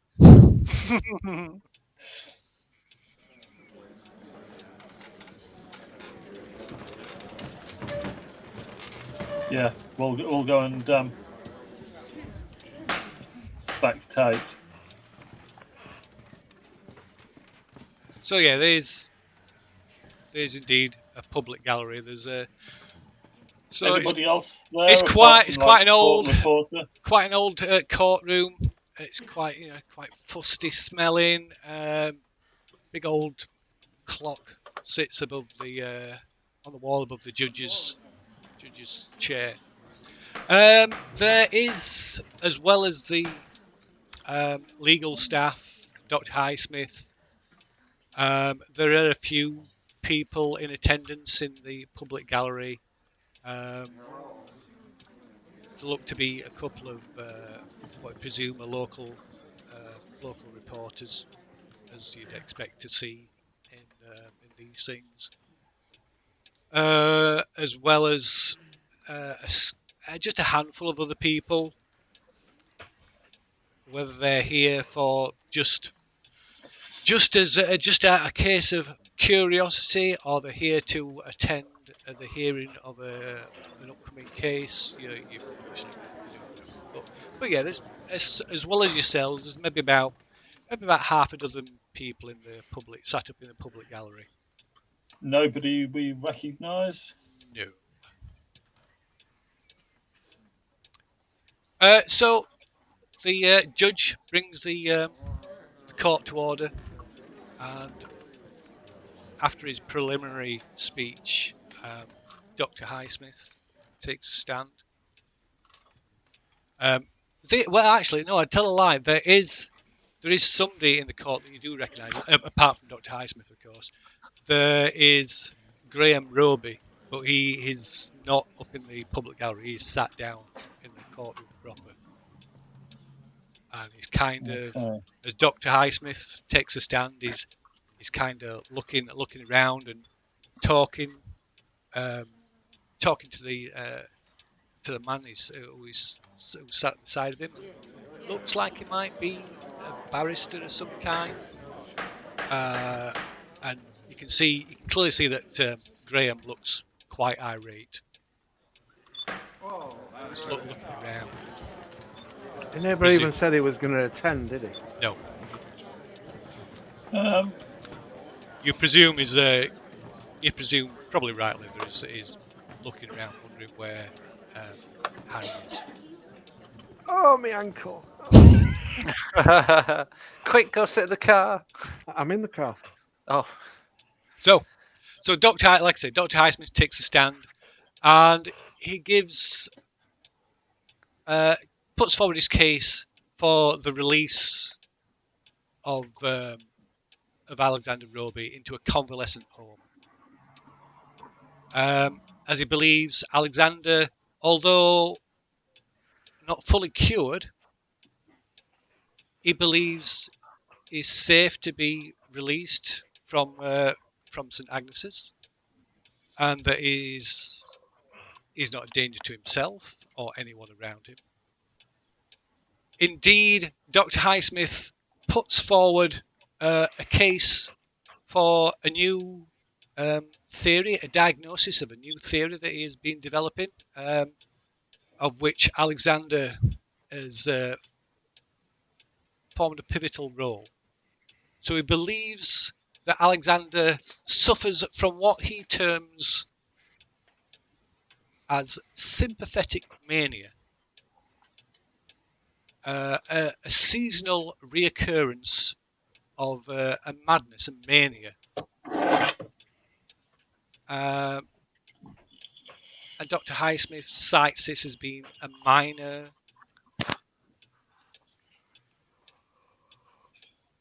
thing that for this reason he's predisposed for Roby's release, and believes that Alexander's behaviour is easily controllable with continued therapy and a course of drugs. And like I said before, he believes he's no longer a danger to himself, and it's therefore his opinion that Alexander Roby be released from St Agnes's into the care of a family member or legal guardian. Failing this, he has made arrangements. Arrangements have been made to accommodate Alexander at a suitable convalescent home until such time as the patient is deemed capable of being self-sufficient. So after the doctor has presented his case, the judge calls for any counter evidence, and again you can see Graham Roby is now up out of his seat. He's like looking around.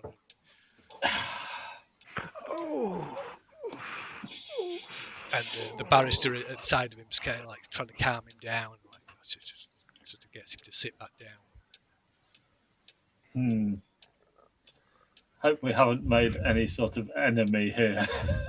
You can't help it if you sprain your ankle. Jeez. So there's this again. The judge says if there's no counter evidence presented, then I will make my ruling. And again, Graham's like, he's raising his voice, but keeping it hushed as well, so you can hear him like he's angrily talking to this barrister at the side of him. And seems to be an argument going off between them. And at the last minute, the barrister gets up and approaches the bench. If you would humour me, if you would allow me a moment, my lord. And he approaches the bench, and the judge leans in, and the barrister's talking. They're kind of talking together in hushed voices. Dr. Highsmith's looking none too impressed, and as Graham like glares at Dr. Highsmith across the courtroom.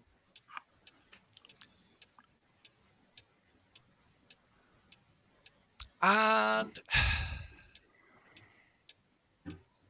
let's see. So, how would you like to think this the case would go? In whose favour? See, I suspect, given any sort of counter argument, the judge is probably just going to go with the doctor's recommendations. Well, the judge turns out to be a Freemason, and so does Graham, and gets him to do him a favour. Also a possibility. This is also a possibility. Or a bribe. How about a bribe? So Graham did mention that he had connections, and that he might be able to pull some strings.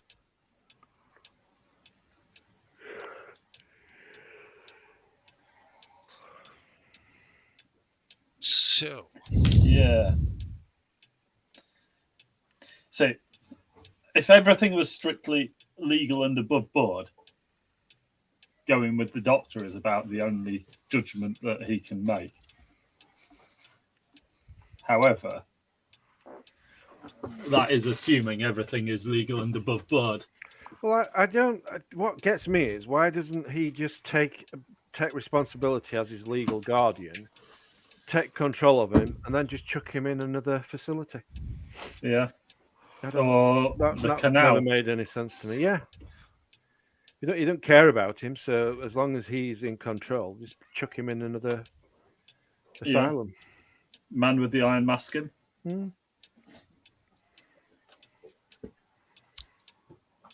Yeah, it does seem to be a bit of a long-winded way of doing it. So, Take him home, lock him in his bedroom, feed him soup through a slot in the door. get a shame room.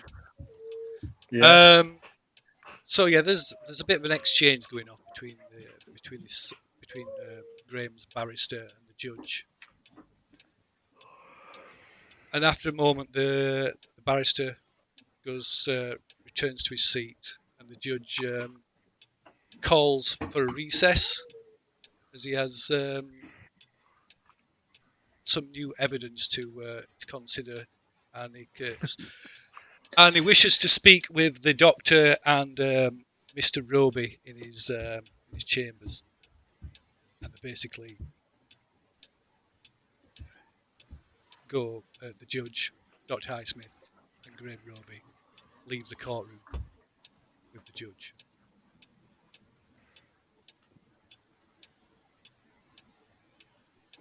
New evidence. Is it like a couple of thousand new bits of evidence? Or photos of the judge in compromising, in a Yeah. compromising position with Was or young boys. Harry submitting his report or not? I had written it out, and I said I was going to hand it in late, didn't I? Right. So you weren't going to. So you're not going to submit it, right? Okay. Fair enough. Right. Okay. Or are you going to turn up with it now? Not unless one of you comes out and tells me what's going on, because I'm sat in car at the moment. Actually, if there's a recess, There is. they'll probably tell you how long the recess is likely to be. So yeah, we'll go But- out and just tell Harry what the crack is. I Have a cup of still- tea, stretch my I legs. still haven't come to a conclusion of what my report should say. God. Still writing it. It's in the back of the just a taxi. blank piece of paper. Scribble it. I, Harry Bancroft. It can just be that he needs to stay in a secure facility. I don't slag the facility off, otherwise that just makes no sense, does it? I just don't think this person can operate out in normal society. So, I so think does that he's- mean that you're going to arrive at the court? If one of them will have to come out and get Yeah, me. we'll come out and just tell you what's So going on. I could take the report in then, I suppose, if it's the hearing hasn't finished. So yeah, it's in recess for about half an hour. You need to like hobble in. So it's entirely up to you. Rub some snow on me backside.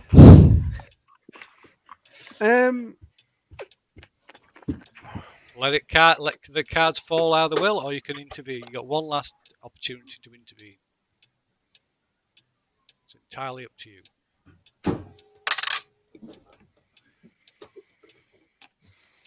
Yeah, I mean, I think probably do need to stay on side with Graham, don't we? And it's going against what Edwards wants. So yeah, I will take my report to the hearing then. Yeah. Okay. Right. So pretty much turning up at the last minute. You I'll wave to Highsmith. so yeah, he He's kind in of with the judge. is he? yeah. He's, yeah. I'll save a snowball for when he comes out. So when they emerge from the judge's chambers, and Graham clocks you straight away and sort of calls you over and like, what's the meaning of this? Why weren't you here? I'll really ham it up with my ankle. I had a bad fall. This blasted snow, but I'll hand the report. Am I too late to So he just to speak? kind of scowls at you and just almost snatches the paper from Thank you you. and hands it to the lean. Turns to his barrister friend and hands it. This is the report. So barrister manages to convince the judge to accept it onto the record, and then the judge retires again to consider the evidence, and then reconvene for his verdict in another half an hour. So Highsmith scowls at you across the courtroom, and he basically he refuses to have any kind of interaction with you at all Good. at that time. He'll not get a Christmas card now. So eventually the judge returns and gives his verdict. So after considering the evidence presented by Dr. Highsmith and a late arrival of Dr. Bancroft, and hearing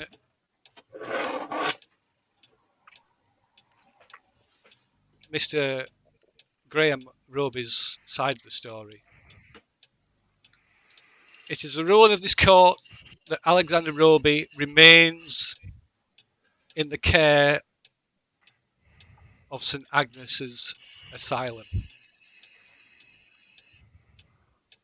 until a point when other arrangements for another institution, for a stay at another institution of a similar level of security.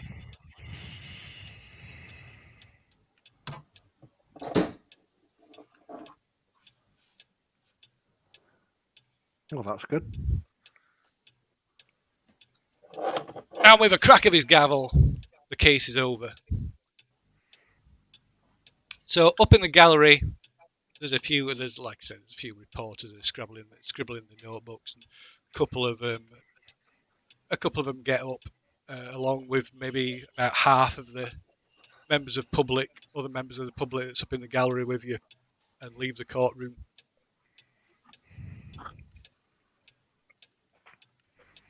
Right.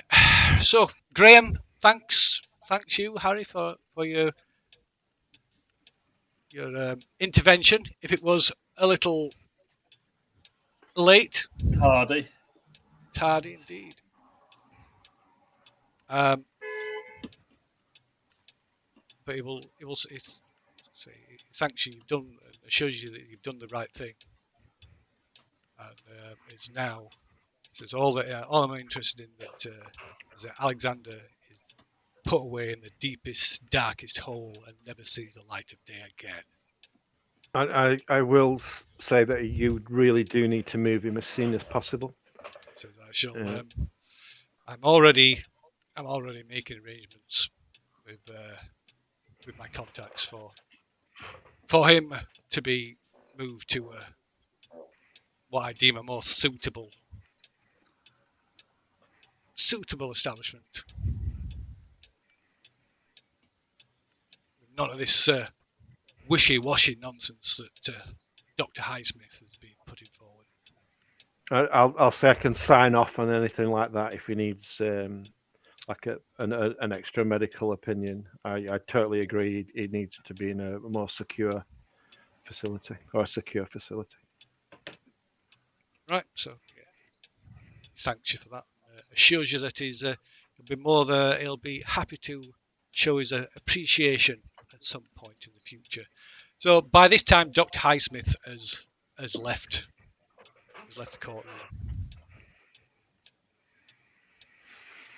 So what are you doing now? That's it. It's done. Everything's finished. Yep. We probably Hooray. need to get to Edwards. So there is one thing. So you have managed to secure, after some back and forth and much deliberation, you have managed to secure the interment of Alexander, and it will. So for now, he's going to remain at St. Agnes's at least until Graham makes other arrangements to send him to some hellhole somewhere So, for achieving that, you'll all gain 1d6 sanity. Ooh. Oof. This is where I roll a 1.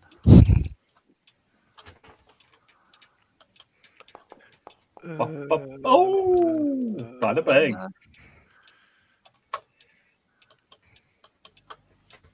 It's not bad. Oh, I'm up to a big time 28. oh, you're all better. I'm perfectly sane. I'm straight as an arrow, me. Okay. So,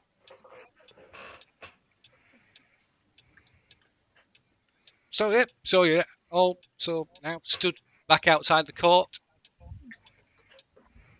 Graham has headed back to London. Dr. Highsmith presumably has gone back to St Agnes's. So, I reckon Edwards. one of you makes a phone call to the asylum to speak to Mr. Edwards. That way we can find out whether he's at work or not.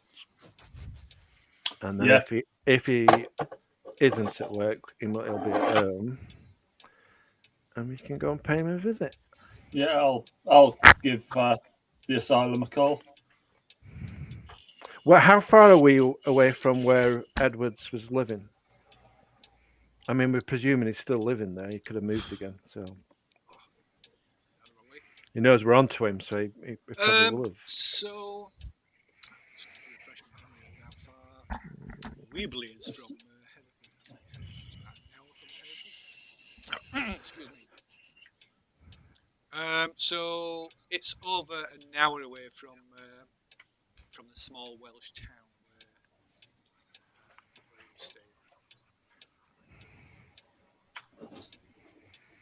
That's fine. Well, I'll call the asylum because Edwards won't be there yet. Hello, I'd like to speak to Mr. Edwards, please. There's no answer. The phone rings and rings and rings, and there's no answer. Well, that's strange. Yeah, you don't need to do the accent anymore. Well, I never.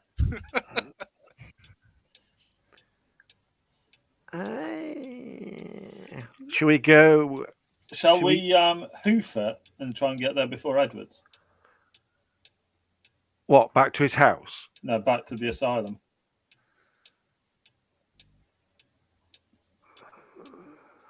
See, if Edwards has been away, if Highsmith has been away, nobody's answering the phone. Are there shenanigans afoot? Or they might just be on toilet having a read. Yeah, that's a good There point. has been a murder. Yeah, another murder. How's he going? Is he going by train? He's going back to London, isn't he?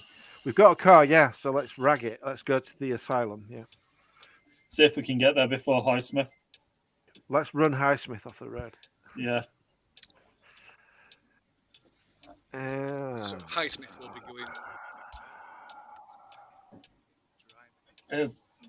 He'll probably be going for a spot of lunch first, I would imagine. Surely.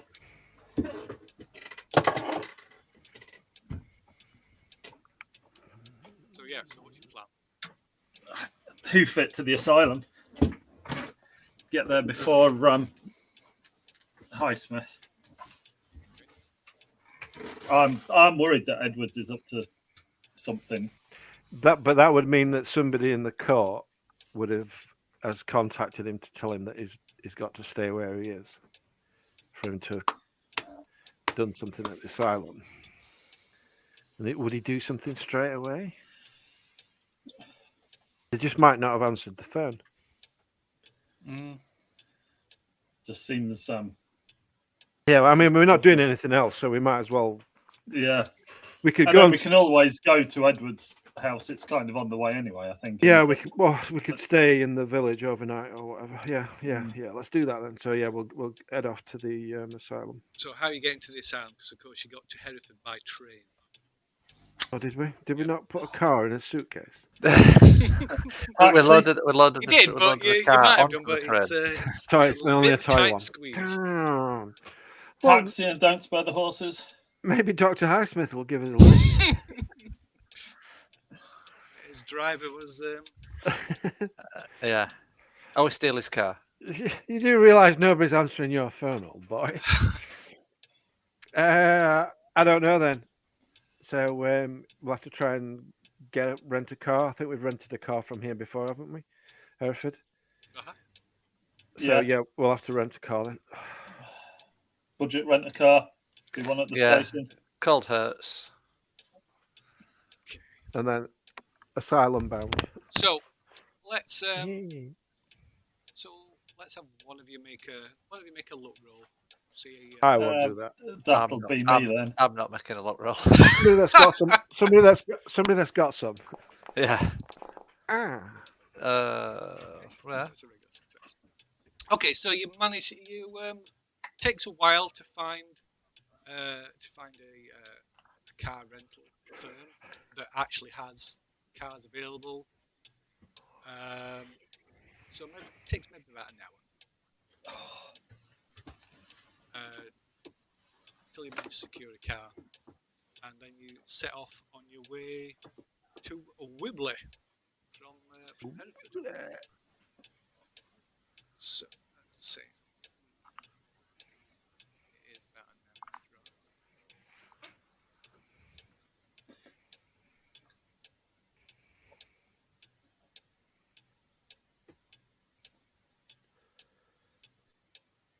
Yeah, so it's about an hour's drive in this weather. About 20 miles away. Like I said, the condition of the roads and the weather makes it slow going. Unless you want to drive recklessly. Always. Can anybody actually drive competently? That's my normal style of driving. Yeah. There's only one way of driving, and that's reckless. So if you want to try and get there a bit faster, you can drive a bit faster, a bit less cautiously. But I'll be honest, I'm going to be driving like my dad, so no. Okay. I don't want any accidents. Right. So yeah, it takes about an hour to get to Wibley, and then maybe another 15 minutes to make your way slowly up the snow-covered road up to the asylum. Is Highsmith's car here? So when you get to the asylum, Highsmith's car is parked outside. Is the place on fire? No, but when you get to the door, it is locked. Okay.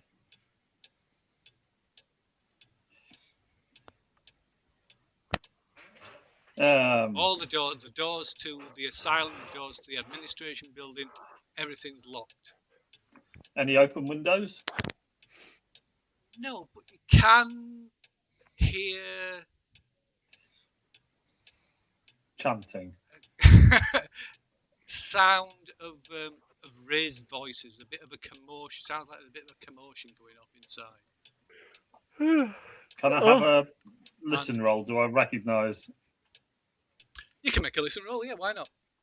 What time of day are we on now? The time of day is it's about 2 o'clock. All right. Probably a bit actually. So it's about 2:30. Are there any other vehicles outside? There are a few, yeah. So some staff members use vehicles. We did see I forgot Edwards. We did when he went to his house. He was in a car, wasn't he? He did have a car, yes. Is his car here now? So he can't let his tyres down. So you did middle this one. No, so you can't. Like I say, you get faint. Just hear faint snatches. Sounds like something's going off. Like there's a bit of It might just be nothing out of the ordinary. Just some inmates. Can I? And then you can hear the sound of a police siren in the distance. Oh. Can I try and force the door? No, let the police deal with it.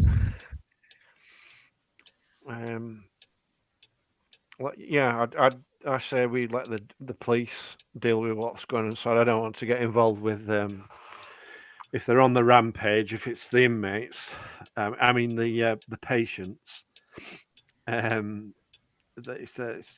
must have called the police for the police to be coming out. So let's let the police deal.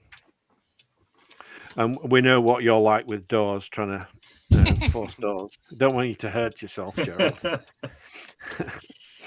I think I've still not recovered. Oh no, I have recovered my hit points. I imagine that this door's a lot more sturdy than a household door. Oh yeah. So I'll go back to the car and wait for this police car to arrive.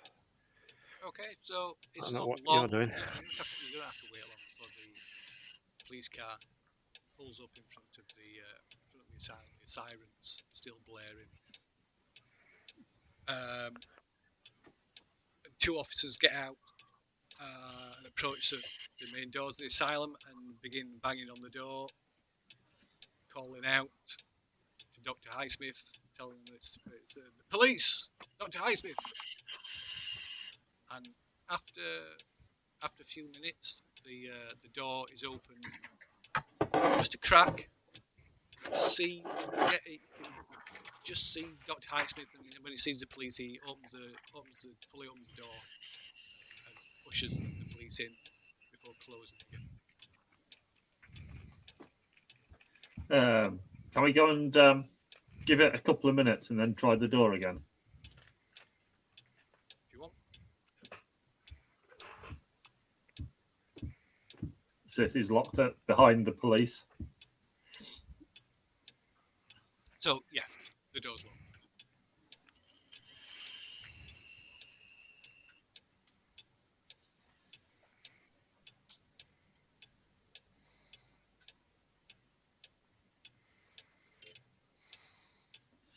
Wait for him to come out. See, if we knock on the door, though, it can't cause a scene in front of the police. Tell them that, and we can say, we rang the asylum because we're suspicious of Mr. Edwards. Well, let's knock on the door. Somebody's going to answer, aren't they? Okay. Yeah. So In front of the police, they can't suddenly start being all dodgy. So you knock on the door. And at first there's no response, and then the door is opened. One of the asylum staff. So he immediately recognises Dr. Bancroft, and you probably all he's a familiar face. You've seen him on your previous visit. What ho, old chap?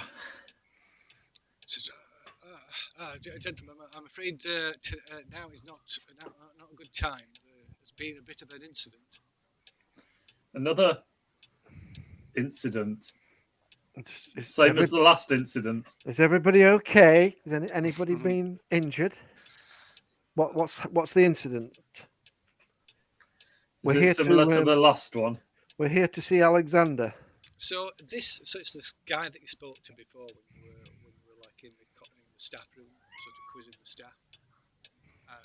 He was our buddy, wasn't he? Yeah, he was a bit loose lips, sinking ships. The one that told us about the murder. Yes. So he kind of steps outside and shuts the door behind him. Says, "It's Harrywell.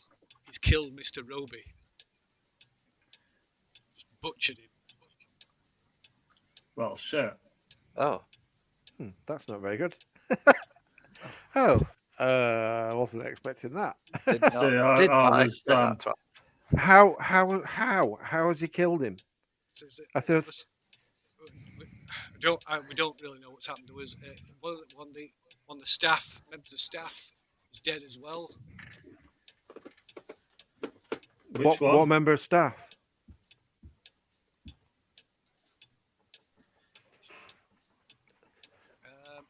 It is Not Edwards then. no, David Jones. Edwards, the guy that Edwards shares a house with. Oh, his housemate. Oh shit! So it was Nurse Jones. He must have gone into Harrywell's cell and he's got. But I thought they knew not to do that. They had to work in twos. That's why the other one got killed. I don't know, Dr. Bancroft. I'm only I just information is a bit. There was no witnesses. Nobody knows what's happened. All I And, know is what's that Harrywell Has he- was found covered in blood with a knife. Jones is Again. dead. Mr. Roby is dead. Not just dead, mutilated. Is No, it's- is Nurse Edwards on duty? Have you seen him today? He was on duty, but yeah, he's missing, along with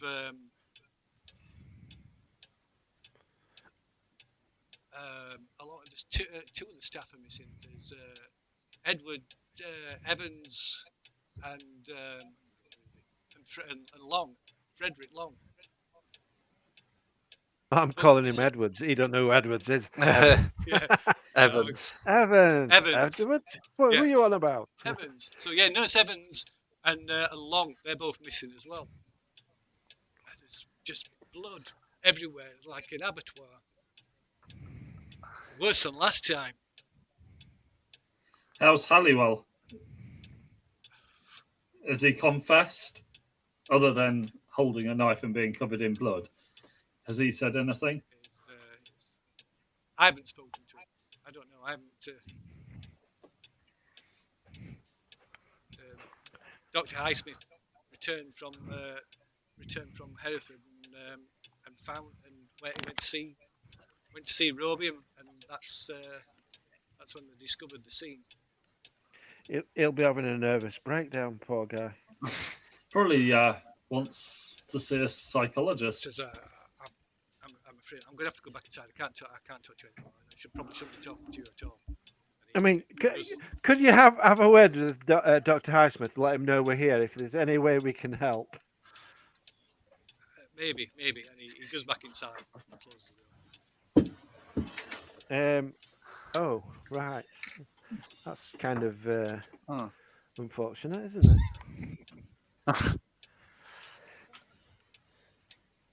See, I was expecting him to kidnap him rather than kill him. But so where's he gone? And I presume the other one, I can't remember what you call him. He's probably Frederick Long. one of his buds. No, I mean Roby. I was expecting him to try and snatch him. Not kill him. Yeah, not kill him. So after about an hour or so, the police emerge, accompanied by Dr. Highsmith. Well, Dr. Highsmith Go was and- like glares. He says, "This is your doing." I would have had. No, I would have. we were. I'd had Alexander taken over to a convalescence home, but because he wouldn't be here now, well, he's not. yeah, he would. He would be safe. You wouldn't have had chance to. I mean, I really wouldn't have kept him next to somebody that had already murdered somebody in the cell area. I'd have probably moved him to another location. So the police said, Dr. Highsmith, we really can't be discussing this. And so the Dr. Highsmith goes back inside, closes the door. One of the police officers gets into the car where the other one turns to us and who might you be? I am Dr. Bancroft. Yes. Dr. Highsmith mentioned you, Doctor. He might not have mentioned me in very favourable terms. No, I would say that would be an accurate description. Yes. We've had a little bit of a misunderstanding over Snowball incident. Snowball. Oh, I don't know what you mean.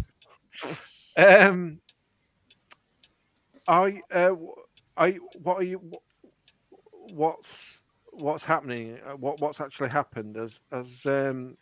Has Halliwell killed again? One of the he's murdered somebody before. Appears to have overpowered one of the members of staff, and then somehow has got hold of a knife. It's killed, overpowered one of the members of staff, killed them, and then got into Alexander Roby's cell and mutilated him. Killed him. See, and this shoddy lack of security is why we had a falling out with Dr. Highsmith, because we couldn't see how he would let such shoddy security stand. Was two other missing members of staff. There's suspect they may have been forcibly removed, possibly severely injured. The nurse or orderly, have they been mutilated, or have they just been stabbed? So they've been stabbed multiple times. And what's you say mutilated, or Alexander Roby's been mutilated? How do you mean when you say mutilated? I'm afraid I can't discuss details. As a quite a serious and important matter, though, was he recognisable? Or are you assuming? Dr. Highsmith was identified.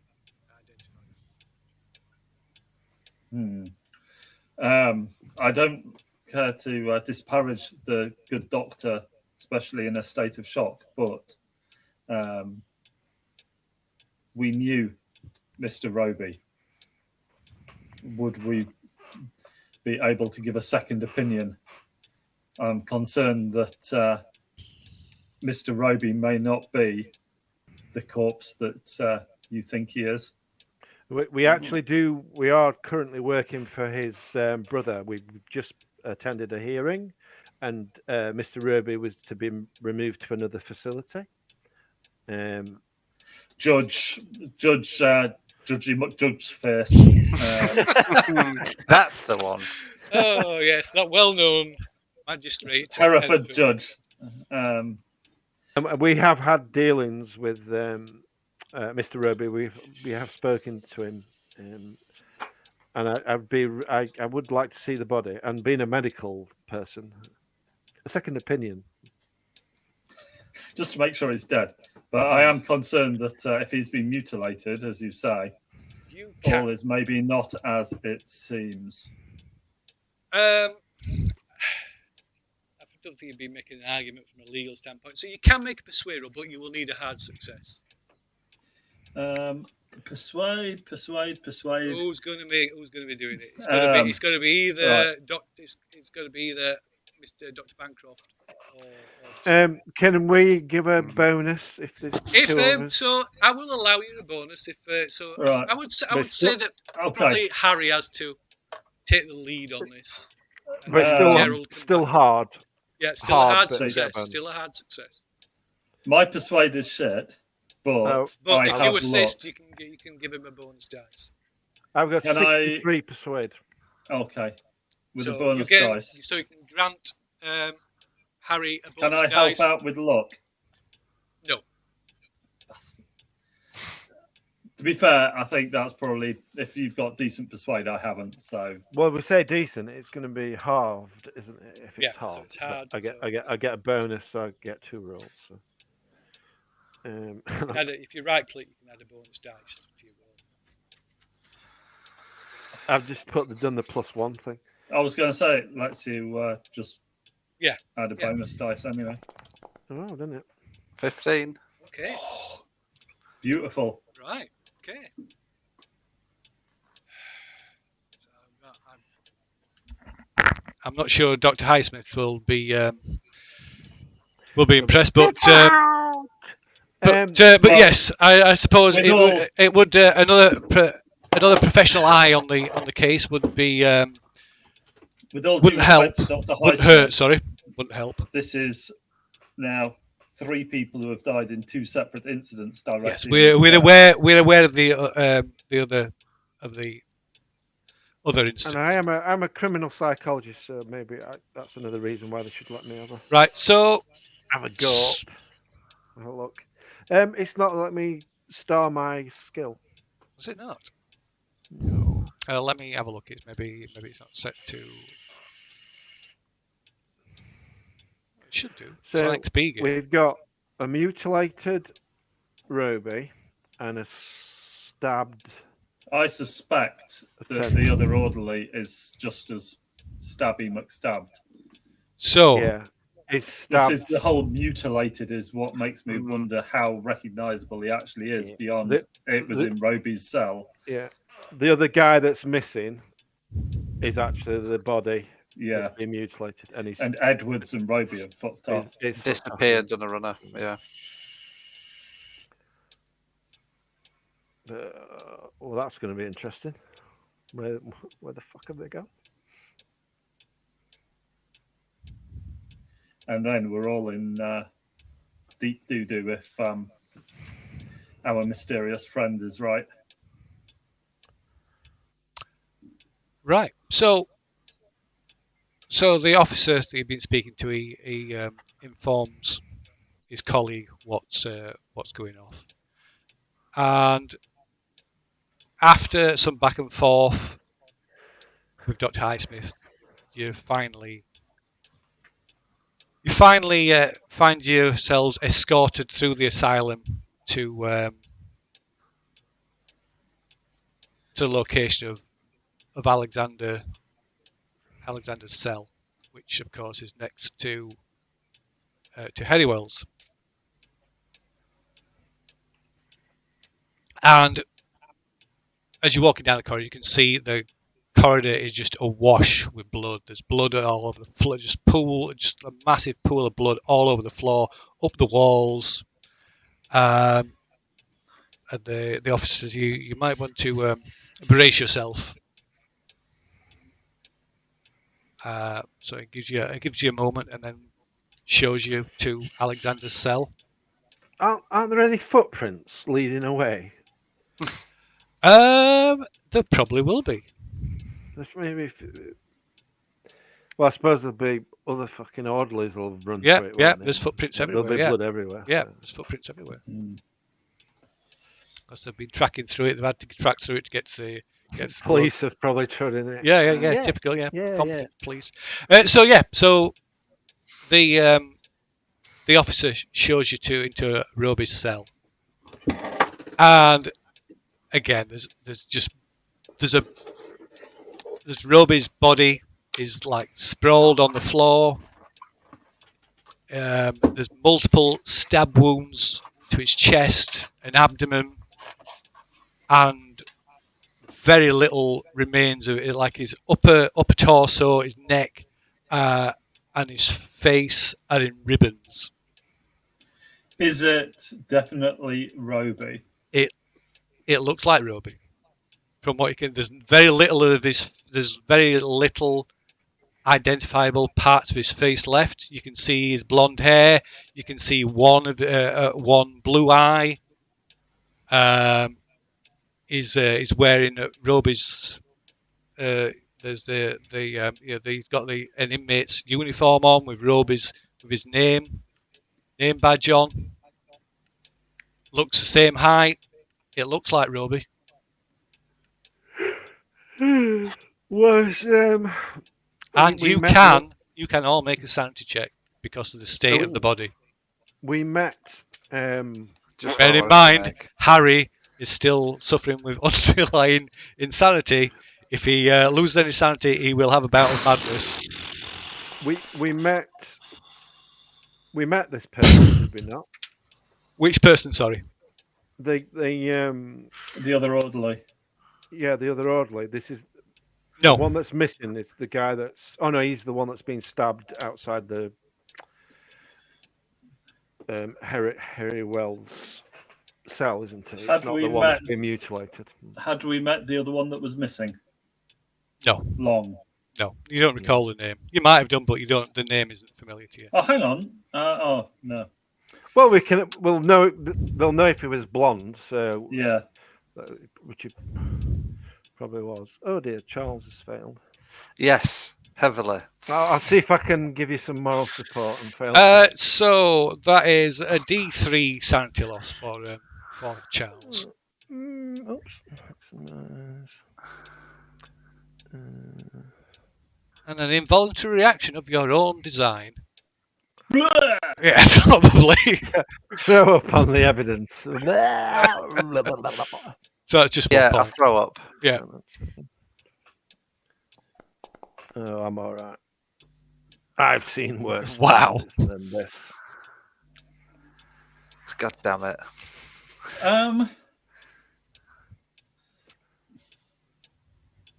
This is a long shot, but would a disguise roll help me tell if somebody had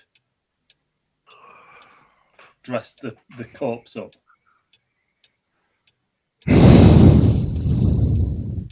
I will look at his pants, see if he's got a name tag on his pants. Distinguishing features. Phone his brother up. Any distinguishing features? That's not such a bad shout, actually. I mean, they'll be able to find out eventually because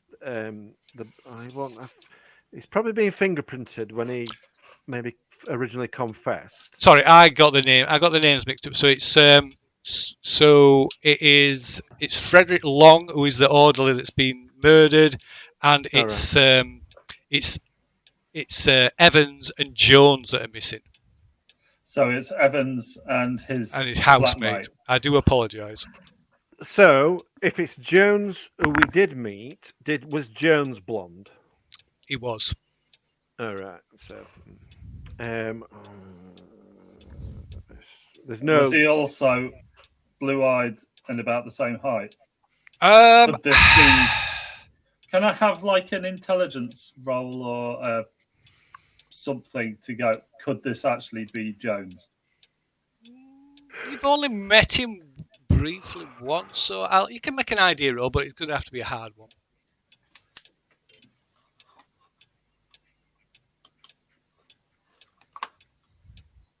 Can I have one as well? Yeah, come on. No, he's done it. It don't matter. Don't need it. Okay. So yes, Evans was. Yeah, come to think of it, Evans was about the same build as Alexander. Had blonde hair, similar kind of hair. Had blue eyes. It's probably why he even chose him. Why he palled up to him as a backup one. So he probably was innocent. I'll tell the police I think this is Jones.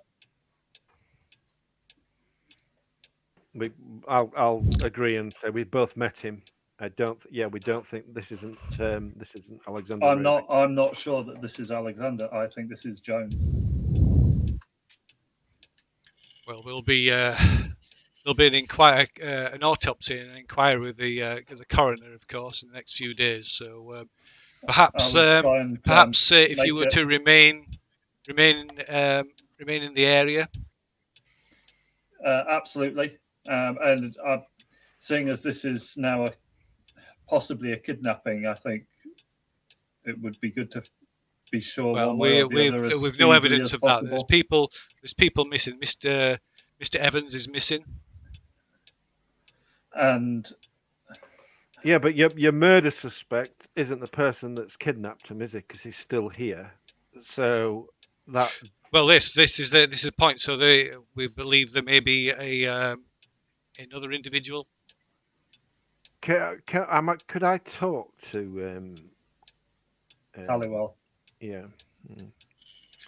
So you're just here with the police at the moment. So the police officer he doesn't really object. I mean,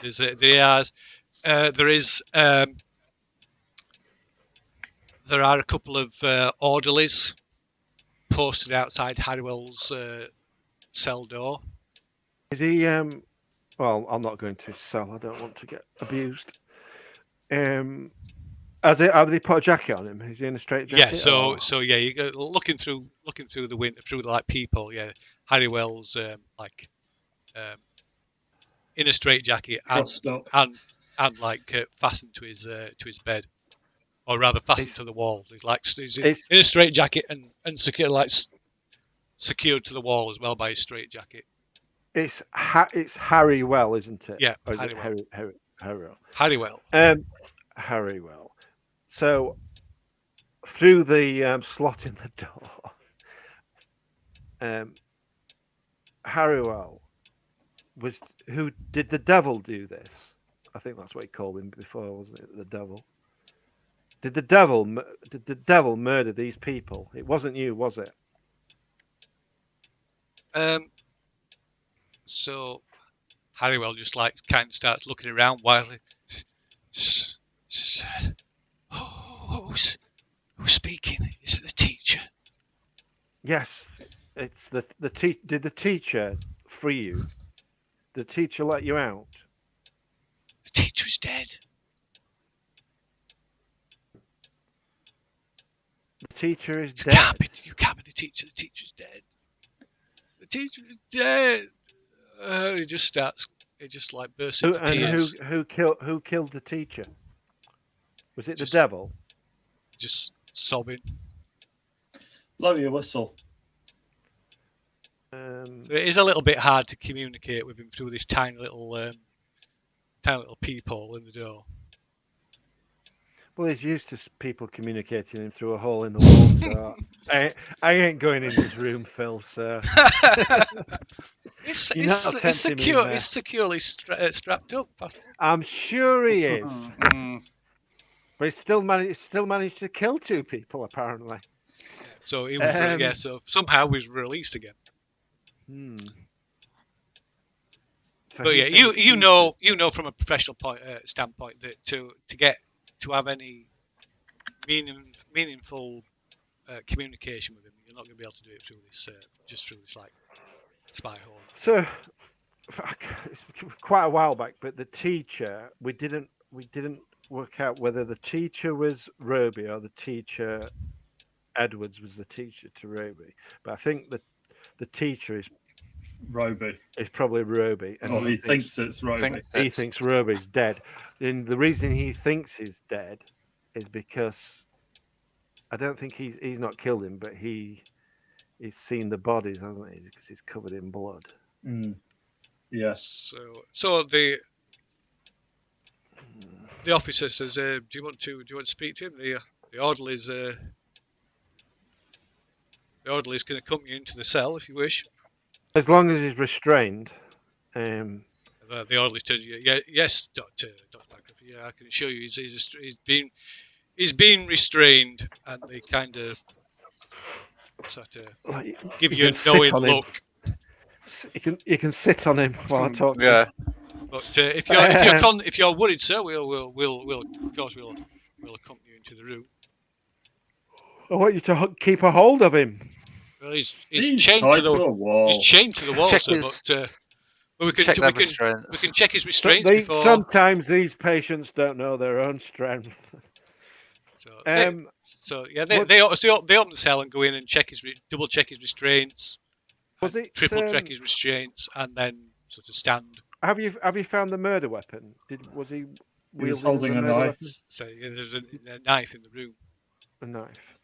Does that knife look like it could do the damage that has been done to Roby? Yeah, it's like a big carving knife, like a kitchen. He's very clever at hiding these knives that he wouldn't have any way of obtaining. Somebody has been exceedingly careless. Yeah. Do you want to go into his cell? So the orderlies are in the cell. They're one standing either side of him to reassure you that his restraints are are fully in place. Harrywell, what happened? What did the teacher? Did Evans? Did you see Nurse Evans? Did Nurse Evans talk to you? Was he with the teacher? So Did he's like he's just sort of whimpering, and he appears really distant. You're going to have to try and reach him. You can make a psychoanalysis roll, see if you can like snap him out of his. give him a slap him across the head. Slap him if you want, if you think that's going to help.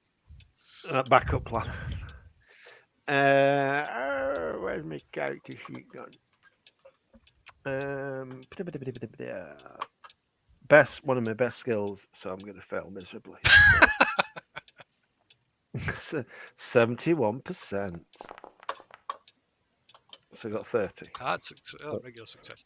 Okay, so he sort of through the tears, like streaming down his face, he looks up at you. That's not a regular success. Regular. No, is it? No, It's a regular. It's a regular difficulty. That's what it's saying. Yeah, it's a hard success. Yeah, hard success. Yeah, sorry. So yeah, like looks up at you from the tears that are streaming down his cheeks. The devil took Alexander. Took him away. I thought he did. The devil told me that it would be me that was next. That's what he said before. He said it would be me. No, But he no, took poor Alexander. But he took poor Alexander. He took the teacher. Took him. The devil is a liar. You will be fine. I will make sure that you will be fine. He took Alexander from this world. We will find Alexander, and we will bring him back to this world. I'll put a bullet in his head. He says, I heard him talking. What did he say? Yeah, what did he say? Heard who talking? The teacher or the devil? He starts whispering, so you can't make out what he's saying. You want me to come closer so you can headbutt me? I'll bite my face off. Bite my nose off. Not gonna happen. It's kind of just whispering. You just can't quite make out what he's saying. Even if I roll a listen roll. You can try and make a listen roll, I guess. What if you cup your ear? He wants to rip my hair off and eat it. Listen. Oh yeah, I've got a good listen skill. I'll have you know. Actually, listen to my patient sometimes. Occasionally. Occasionally. Oh wow! Okay, fair enough. You don't have to get right up. Yeah, you hear nothing.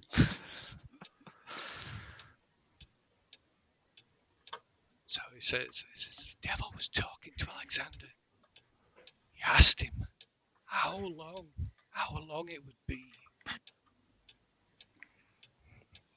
Alexander's told the devil he would need no more than a week after he started to dream. Then the screaming started. The screaming, and it didn't stop until the devil came into my cell. It was painted with blood, deep wounds all over his body. And he like turns away and like sort of cringes.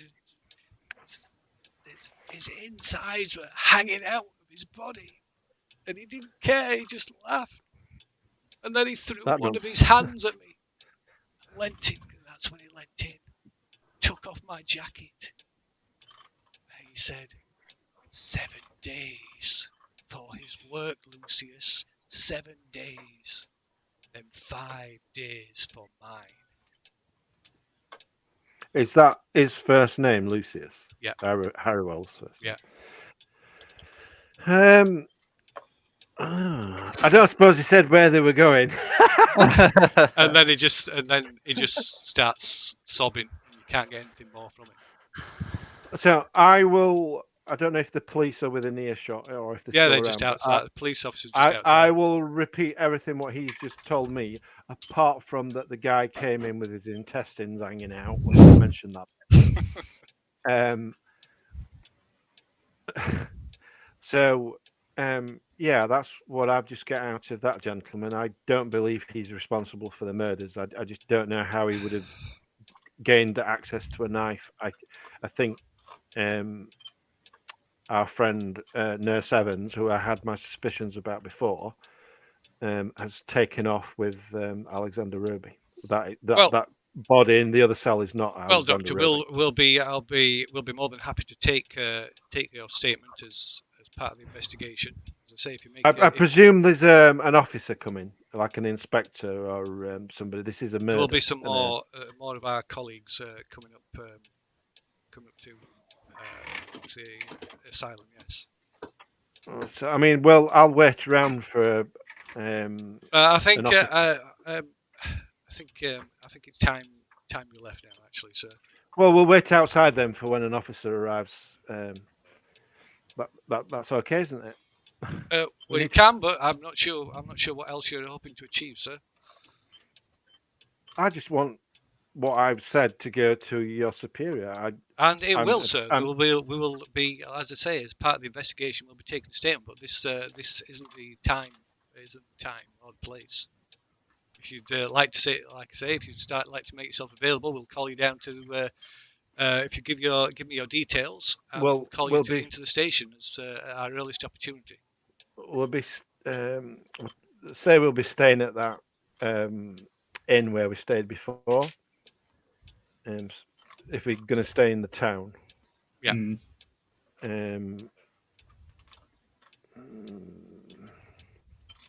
I don't. So this is the Hereford police. There's no got no chance to like. Their car drove up, so we're not going to find any. We're not going to be able to follow any car tracks or anything, are we? Yeah, the police don't seem particularly on the ball, or well, they never do they? But there will be when brother gets involved. Sense of urgency. Well, no, actually, the brother just won't give us stuff. I know he will because he's out and about free. Yeah, he probably will be. He will. I'll say if we tell him that it's not him that's dead. Drags his name through the mud and the press, doesn't it? So he doesn't want him to be out and about. Yeah. Okay, then there's not a lot else we can do, I don't think.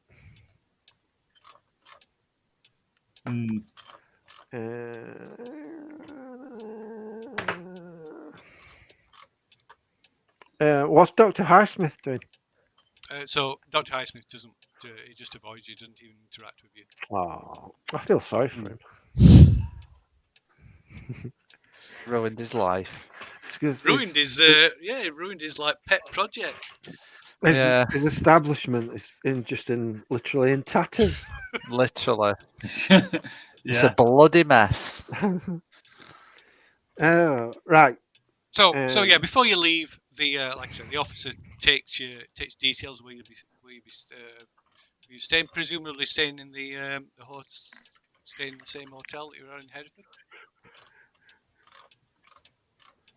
Oh, didn't we stay in the actual town where we are? You can, but this is the Hereford police. They haven't got. There's no police. Oh right.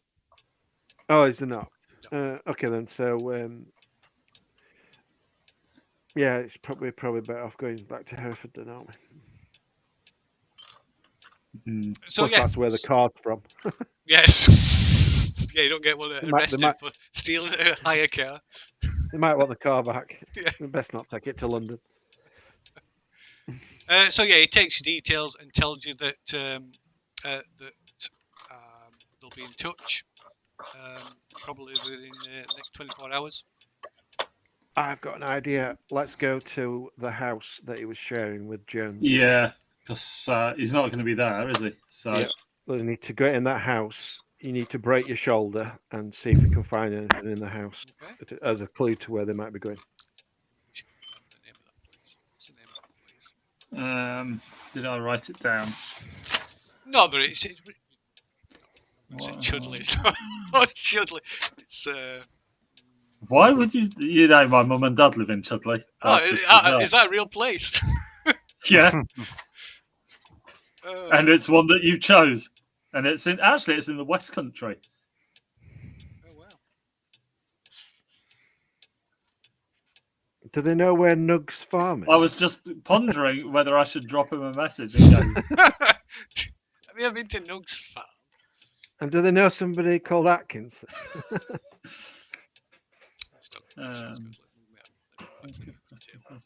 Small hole in the wall. Oh, there it is. It's Neath. It's on the. That's why it's on. That's map. it. There you Yeah. go. Look, see there. It's just to the left of the pin. Yeah. I don't like the sound of him cutting himself and having his intestines hanging out. What's that about? That doesn't sound good, does it? No. Sure. Just that's the statement of a madman. I don't know. The old jam and sausages. Right. Okay. So from there you're going to take the drive over to Neath, are you? Yeah, try and beat any police. Okay. Going to So his bailiffs. you'd probably be in there a good hour. So by the time you leave the asylum, it's dark. It's like coming up to 5 o'clock, not past. And it's about 6:30 or later by the time you get to Neath. That's fine because we're going to be doing some And breaking and entering. pull up outside outside the house where Evans This is where and, Charles Evans can and do Joe his- was staying. his lockpicking prowess. Yeah. Yeah. Have you got any? Because we haven't. Nope. What is Yeah. the? But Charles is stronger and more athletic than me. Oh yeah, I have got lock picking. It's a mighty one. Yep, we've all got that. which will be the same as everybody's. Yeah. Can I try? Have you got any pick the lock? lockpicks? Can you what? Sorry. I've got a right foot. Can I try and pick the lock? Let's just kick the door down. There's 3 of us. You could try and pick the lock, which is a locksmith thing. If you have tools, you would need tools to do it. If you haven't got tools, then it would make it hard. Paperclip. I've got a paperclip. Have we got a crowbar in the back of the car? There will be Okay. a tire iron. Whoa! There will be a tire We've iron. got a car. We've got a Okay. car. To be fair, I'm Use the willing to car. go with the hard success. What on a what? Because a hard is like a half, isn't it? It is. Is that rounding up or down? Why have you got 1%? Yeah. Why don't we use a car? Oh, Close. Very close. that's probably not worth looking at, is it? No. Well, let's just go back door and just force it. Crowbar. Yeah, just do So it. there is, Even like I if said, there'll people probably hear be us, All right. I'll go to the Oh, that'll be a car. tire iron. I'll get the Yeah. tire iron. we Yeah. just want to get in the house and just Yeah. have a Back- quick look around. I'll get the tire iron, and I'm presuming it's like a back door with like a little pane of glass on it. So I'm gonna Yeah. use the tire iron to tap out one of the panes of glass. And then I can- Just wrap it in a towel or something yeah. so it Can we- doesn't make Carry too it much around noise. for such situations. I'll put. There'll be a cloth in the back, surely. It's snowing. We'll have like a cloth. Put well- your balaclava on your fist. Well, the snow dampens the sound out anyway. So Yeah. yeah, so I'll go around the back and I'll smash one of the windows out. 3 fine Okay. gentlemen snurtling around with a tire iron. Definitely not suspicious. There's been Never. a double homicide, and we're really private investigators. Yeah. I'm sure we'll be fine. So yeah, the back door's in kind of an enclosed yard anyway. It's like a typical terrace house with an alleyway that runs along between the two streets. and each house has its own separate yard with kind of high,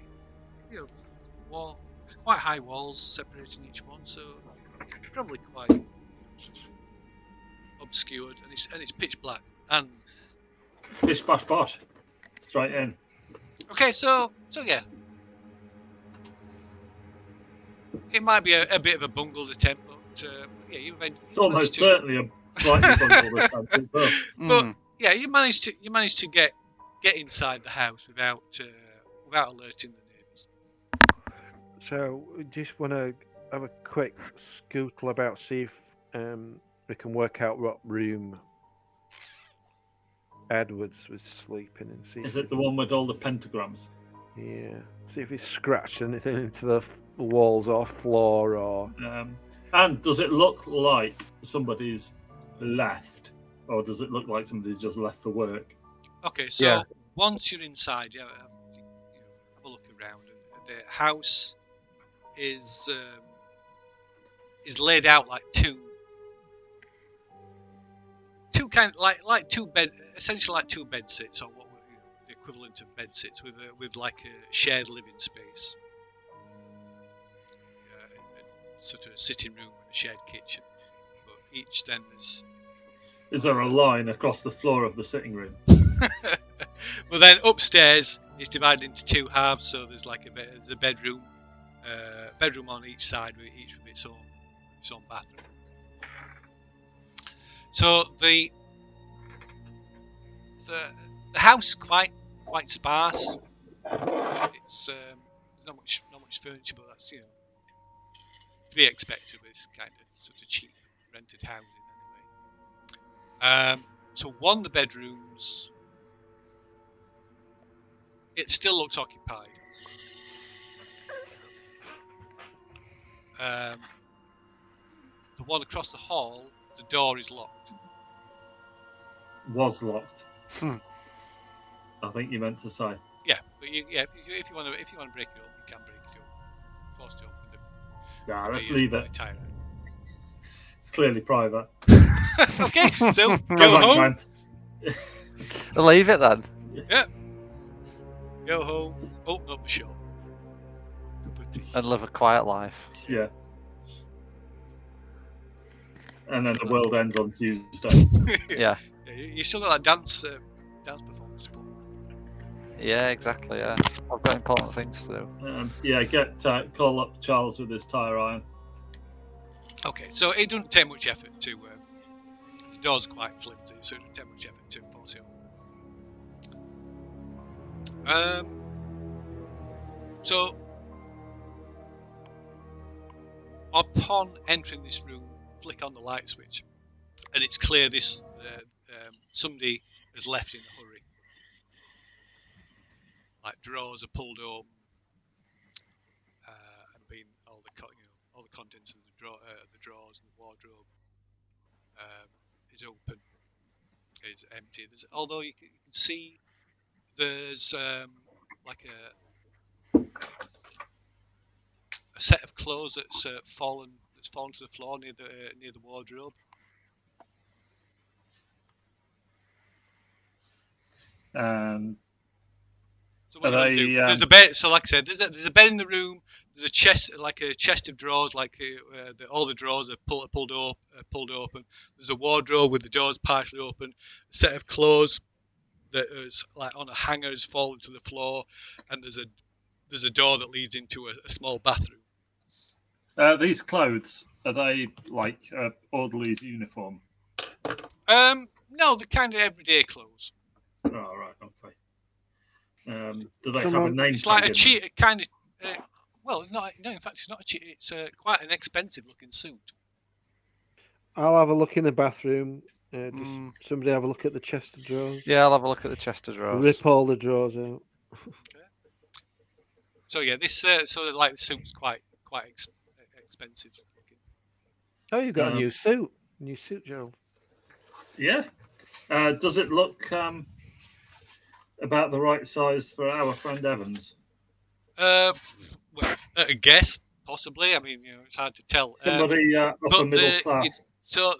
While you're checking it, you find there's two pockets. Yeah, Check the pockets. pocket. In one of the pockets, there's 2 letters. Addressed to Evans, One is addressed. Edwards. One is addressed to Mark Evans. One is addressed to Montague Edwards. Oh. Let's read the. Well, I'll read them both. Having said that, So the one addressed to Mark Evans is a bill from a tailor for a repair of a suit, okay. which you And the presume other is one? this one. Yeah. And the other one is a letter from the British Museum Library containing an application for renewal of a ticket for the reading room Okay. that is addressed to Montague Edwards. So that just confirms what we already thought we knew. But let's not take that with us. Leave that for police to find. Yeah. Yeah. Yeah.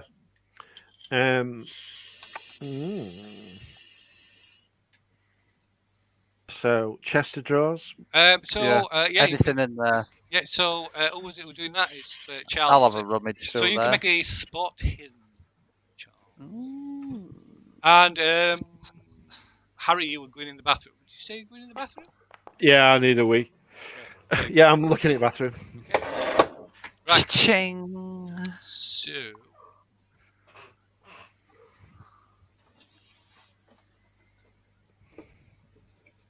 Okay. So there's nothing in the chest of drawers. Like I said, the drawers are being pulled out, are all open, and the contents is all gone. But while you're looking, you notice that one of the floorboards that the chest of drawers is resting on is the nails have been removed from it. So I'll move the chest of drawers then and have a look at that. Okay, right. So yeah, once you move the chest of drawers, clearly, like I said, the nails have been removed from this floorboard. You easily lift it up, and beneath this loose floorboard is a box, just like a Mouse shoebox. careless of him. What's in the box? What's in the box?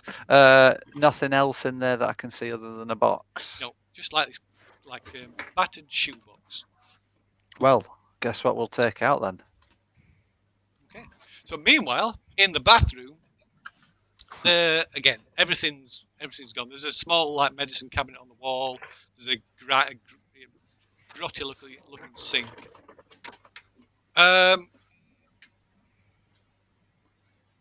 But while you're in there, you notice the floorboards. There must be a really bad damp problem. As the floorboards are like really sort of spongy, as if like it's like a really bad damp. But as you glance down, the patch, a large patch of the floorboards just around where the sink is, are just dark, stained, almost black. There's nowhere else, just near the sink. Yeah. Is it? Round Has somebody been washing blood off themselves? Probably about like a 2 foot area around the sink. It's like stained, like almost like I said, stained almost black, and the floorboards are like spongy, and to the point that squelch under your feet. Oh, so we're talking a lot of blood then. If the floorboards have gone like that, you can make a medicine. Well, that's over time as well. make a what roll? A medicine. Medicine. I'm just the best doctor. To death. Oh.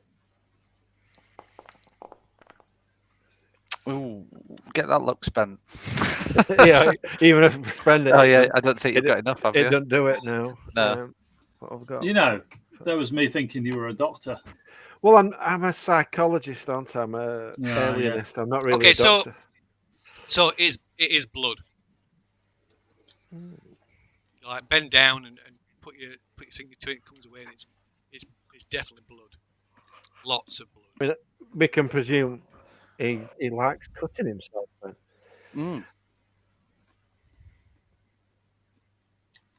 Possibly, And possibly too much blood.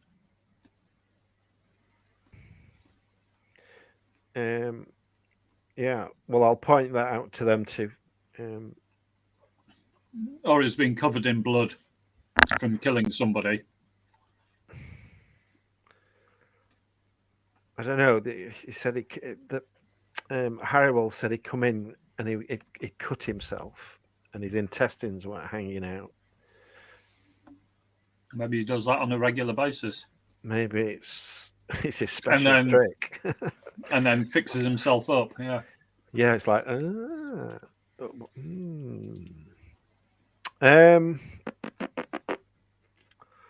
imagine a lot of it goes down the sink, catches most of it, and that'll just be the runoff off his body. Right, okay, I'll come back into the room. I don't think there's nothing else. I'll look in the medicine cabinet. No, it's empty. Maybe he just cut himself shaving. I got a bleeder.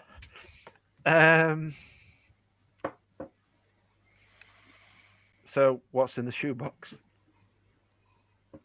Okay. In the shoebox are I'll two... lift the lid off carefully. Yeah, okay. In the shoebox are 2 polished black stones. Look like they're made of jet. With that look identical to the one that you found on Bacon. And he's left them. Has he forgot them?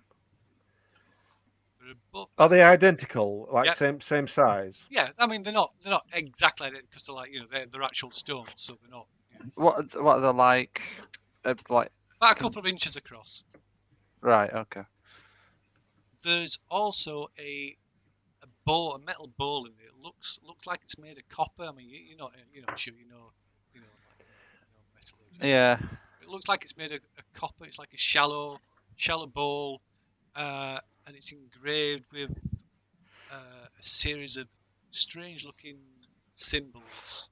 Do they have any similarities to the ones on the bell? No. Oh. They do not. Oh. Why would he leave them? He's not coming back, is he? No. Yeah, that's... Can I have like? I'll give the bowl to Gerald. Yeah, can I have like an occult or an appraise, or do I recognise the symbols? I suppose you can make an occult roll. Or a mythos roll? A mythos roll. Yeah, you can make a mythos roll. I mean, occult. You wouldn't have to make for an occult. You wouldn't have to make a roll. I mean, it's obviously some kind of ceremonial bowl. But I don't recognise the symbols as anything. But you could Go on, make then I'll, a mythos roll. Yeah, I'll do a mythos roll in that case. Come on. Oh, you saw that was nearly as double zero. I mean, that was so close. Nearly. So near. Bastard. That's definitely occulty. But yeah, why would he leave those? So, or maybe he was in a rush and just did forget about them. Yeah, like it does look like they're left in a hurry. I'm increasingly sure that our man Jones is dead in that room. I wonder. Don't think he's gone back to the place where they all went before. But Teeth. Yeah. Where else? I don't. Because they were trying to. Claire Mulford. Is it a timing thing? That's why he needs to take him now, because it all kind of happens around October, doesn't it? October, November. Well, somebody has said to Harrywell, 7 days and 5 days. 5 days. He's got to do something within it'll take him 7. No, wasn't it? He'll take him 7 12 days. days in And total. yeah, it'll take me 5 days to do what I need to do. That was the only other real place of any where we know significance. they've been. So maybe. I mean, if they have gone there and they can't do it, it's going to take them 12 days to do it. They're not. We've got time, haven't we, to get there and stop them. But we kind of need police on side, don't we, as well? I don't know if you want to. I don't. I'm just thinking of the blood around the sink. There's no like loose floorboards in the bathroom. All right, there's blood around the sink. Does this look like it's accumulated over quite a long period of time? Or has the floor just been wet and this is like one incident with blood? So it's fresh. Can we scrape it with a, I don't know, pocket knife or something? I see how. Oh, it's fresh. Yeah. Oh. So it can't be that. So it's not Wet. that old then. Like I say, it's wet. If Like the floor is just sodden with it. But if the floor's rotten, that implies it's been happening over. He's done it before.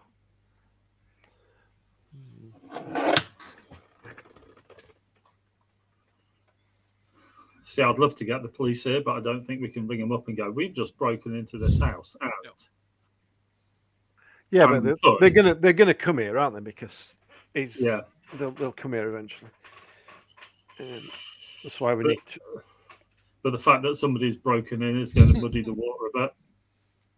Yeah, but they've got to prove it. So, and what are they going to do? Well, we broke into I wasn't thinking of them thinking it was us. I'm just thinking of them going, and somebody broke into his house.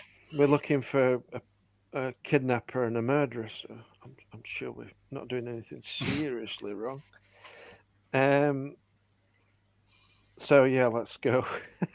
I don't know what else we can do here. There's did you say the other room was open? Yeah, but it looks lived in. That's where Jones was staying.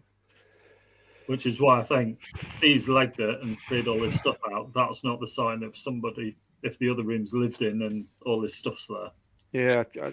Checking the other room. It's presumably it's Jones's room, but yeah, all the stuff's there. He's dead in the asylum. He was innocent, and we were going to kill him and torture him for fun. Yeah. Well, there's been consequences for that at all. He had a lucky escape. Oh no, he's dead. The consequences of the company you keep. We could have saved him from being murdered. We could have done it ourselves. I don't know what you guys are on about. Don't believe you. Sorry.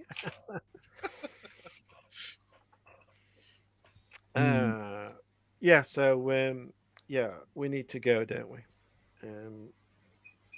And then it's either talk to our man from Bethnal Green or see if he's gone to Clare Melford.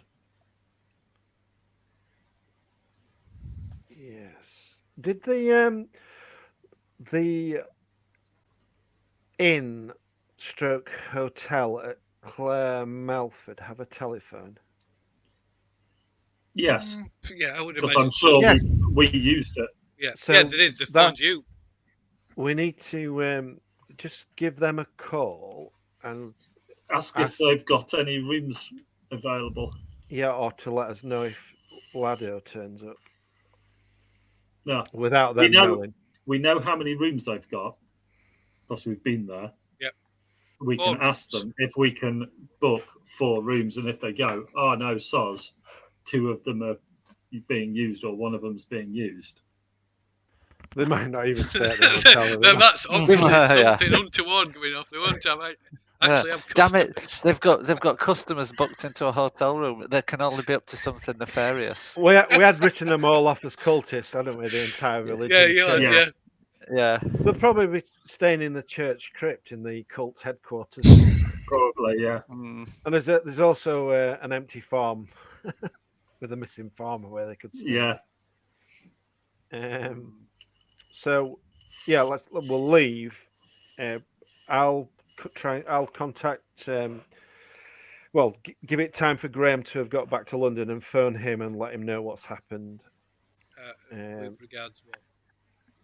To with his brother. Okay, Well, yeah, I'll, right. So yeah.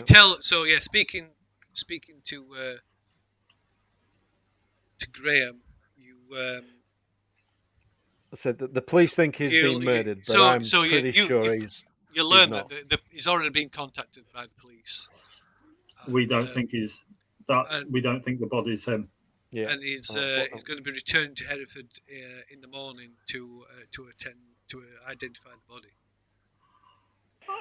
We'll just tell him it might not be the most pleasant thing to do, but have a good hard look at the body, and if you know any particular identifying marks, we don't think it's him. So speaking to Graham on the phone, you get the impression that he almost relishes the idea of finding Alexander's being murdered. We believe Alexander has escaped with an accomplice. I actually think he's out and free, what you didn't want, running around like a madman with another madman, this other madman who I thought was controlling him or trying to control him. So that's not what you want, but I think that's what's happened.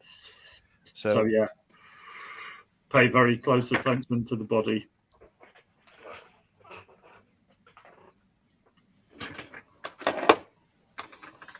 And tell police to pull the finger out. Yeah, they seemed quite laid back about it all. And we'll find out if it's him or not in 3-4 days when we've had an autopsy. So, they're going to find out tomorrow because they've called in Graham to identify the body. Yeah. Any identifying features like a third nipple or so it tells you yes. It says Alexander had a birthmark on his arm. Oh, excellent.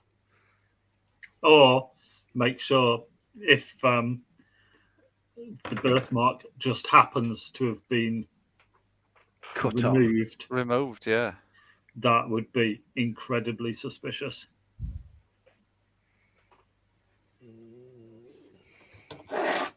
But yeah, we're fairly convinced that that is not Alexander. Yeah.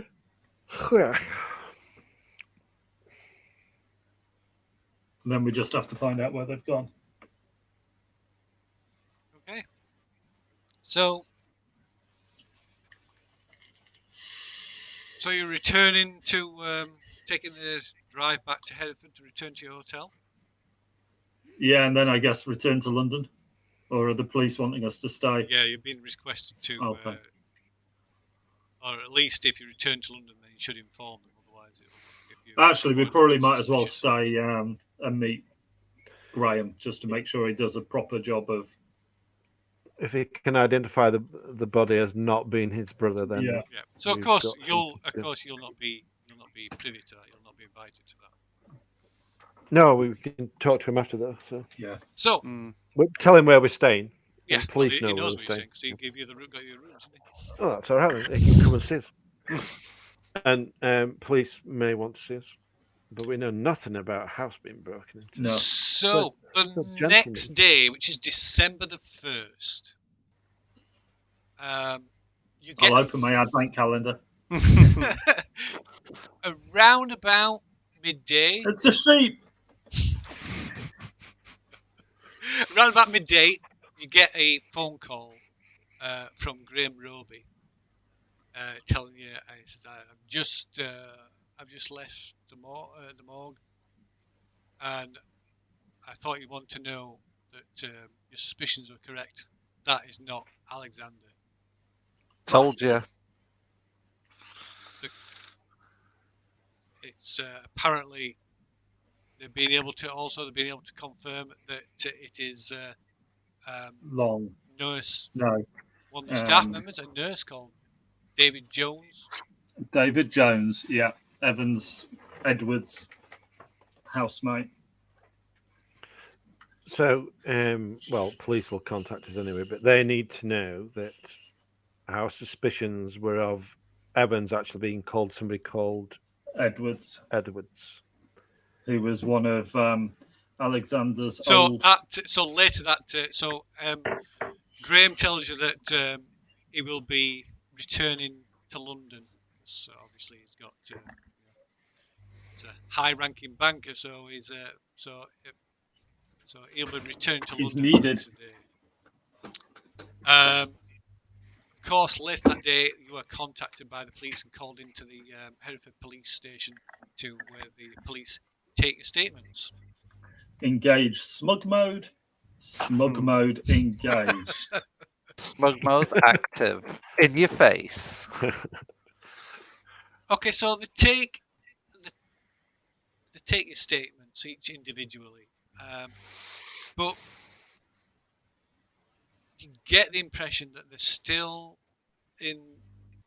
for lack of any other evidence, the prime suspect is still Herywell. But they are launching a search for Evans And Alexander Roby. and now Alexander. So you learn from the police that that Dr. Highsmith at first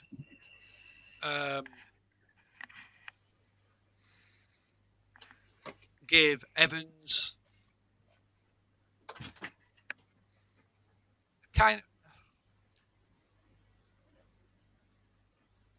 a good character profile. Said that he was he was respectable and respected member of staff. He wouldn't suspect him of being violent or anything like that. But upon learning, upon this latest revelation, he kind of adjusted his opinion, saying that although he doesn't say anything contrary to that, he now is unsure about Evans, and he apparently made reference to to Dr. Bancroft raising concerns about Evans. A bit late.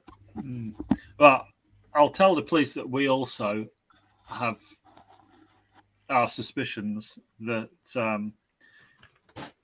Alex had been talking to Harrowell from the next cell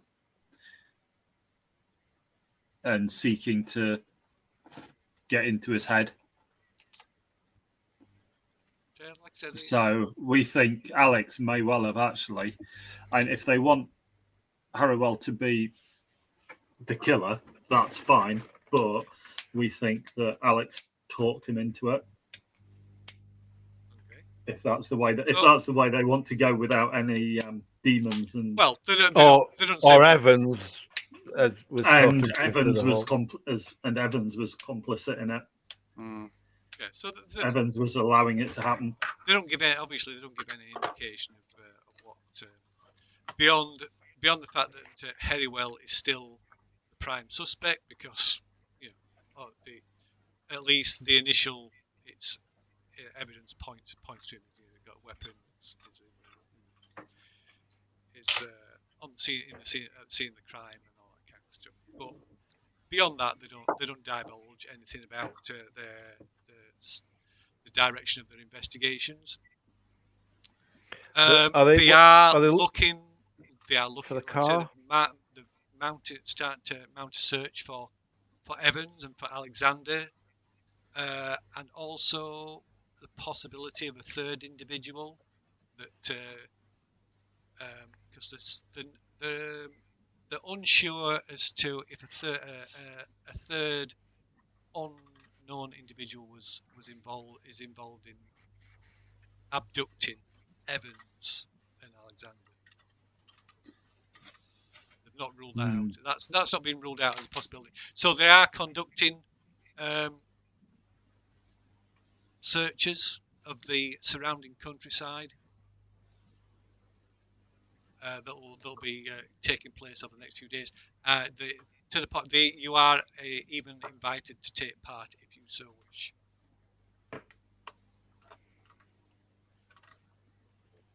But that's so they're taking statements, but beyond that, you like I say, their main focus, their main suspect is still remains Harrywell. They think they believe there's something else going off, but they're not sure what is happening. Are we to mention the idea of they might have gone to Clare Melford, or should we not say that? No, I think Because if we want to go on a murder spree, we don't want police No. spoiling our fun. No. no. So at the minute, Harrywell is the prime suspect, and Alexander and Evans are missing persons. And there's a suspected third person. Coombs. Yeah. Yeah. Could And there's be. also the little guy that's unaccounted for, isn't there? Unless that's this Garesti guy. We thought that might be the case, didn't we? The small guy. So once you've taken your statements, though, on that, which on the December 1st, they tell you that you're free to return to London. They will be in touch if necessary, if they need to speak to you again. Are we to hang around for a day, try and help the search, or is that just wasting time? I think that's just wasting. They're not going to be anywhere around, are they? No. So if they want to contact us as well, give us like my apartment details, the bookshop, if they want to contact us, keep us in the loop. Yeah. They need to contact us at Charles's dance studio, whatever he does, at the theatre. Yeah. And we'll hack off back to London. Okay. Yeah. So you return to London, and sort of after a day or two, you almost return to life. Almost returns to like a normal everyday routine. You hear nothing from the police. You do read of the murders at the asylum. It makes the national papers, and severely damaging Dr. Highsmith's reputation. That's a shame. Never mind. But beyond that, life pretty much returns to normal. Gerald actually opens up his shop. Charles starts taking auditions for dancers for his proposed performance. Masterpiece. Yeah. I bet they're all female dancers, aren't they? Obviously. And Gerald, and rather Harry, you return to taking appointments from your patients, and then on the morning of the 8th of December,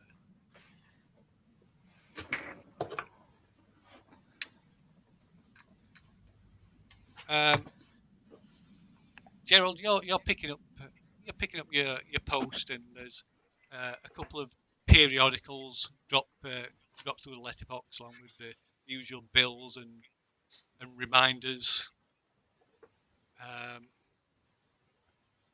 One of which is the imaginatively titled Occult Magazine. And you're leafing through it. There's the usual articles and stuff, and then towards the back of the magazine, something catches your eye. An obituary for Lawrence Baker.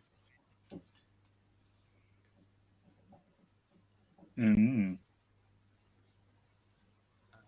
Let's see.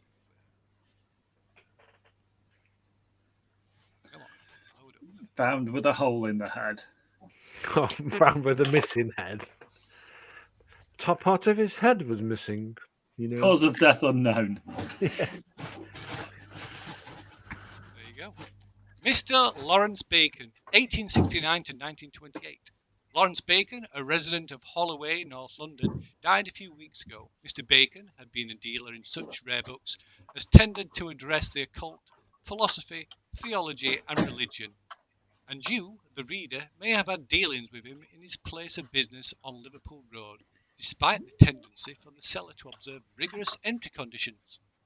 Mr. Bacon Like had been not letting anyone in. Mr. Bacon had been a sometime acquaintance of ours. In fact, we used to belong to the same London club, where he was quite inseparable from another, perhaps more intriguing member, Montague Edwards, known to a few of us there as the Laird of Mulladoch. Oh, we're off to Scotland. Yeah. Yay! Mr. Bacon's death was a violent one and is as yet unexplained. And then there's a mysterious, quite odd sort of tagline to the bottom that says Purudabo. That's how you pronounce it. However you want to pronounce that. Perudabo. Purudabo, yeah. Ignore the date on the bottom. It's the 8th of December, not the 9th of December. So, you, Gerald, you can make an occult roll.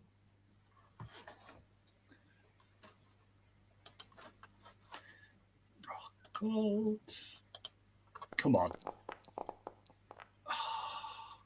I will use some luck. Okay. So,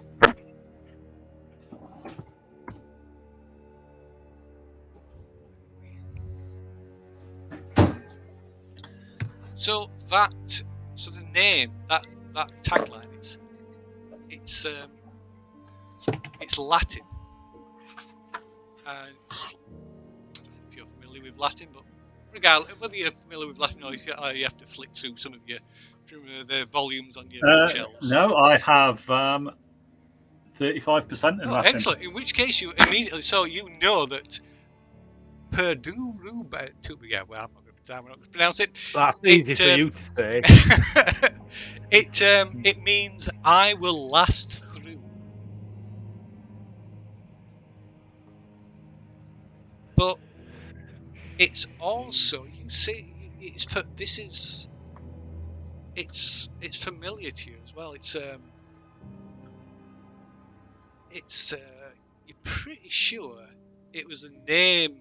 It is a name taken by a member of the Golden Dawn.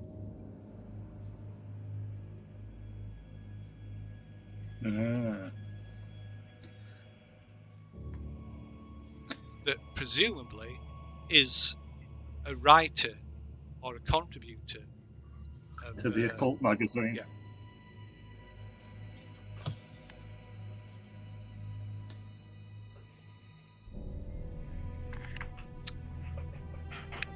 So a quick phone call to the magazine, and your knowledge and probably association. My high reputation. Yeah. So you're able to find out that this who the writer is. One Alistair Crowley. Oh. Oh, marvellous.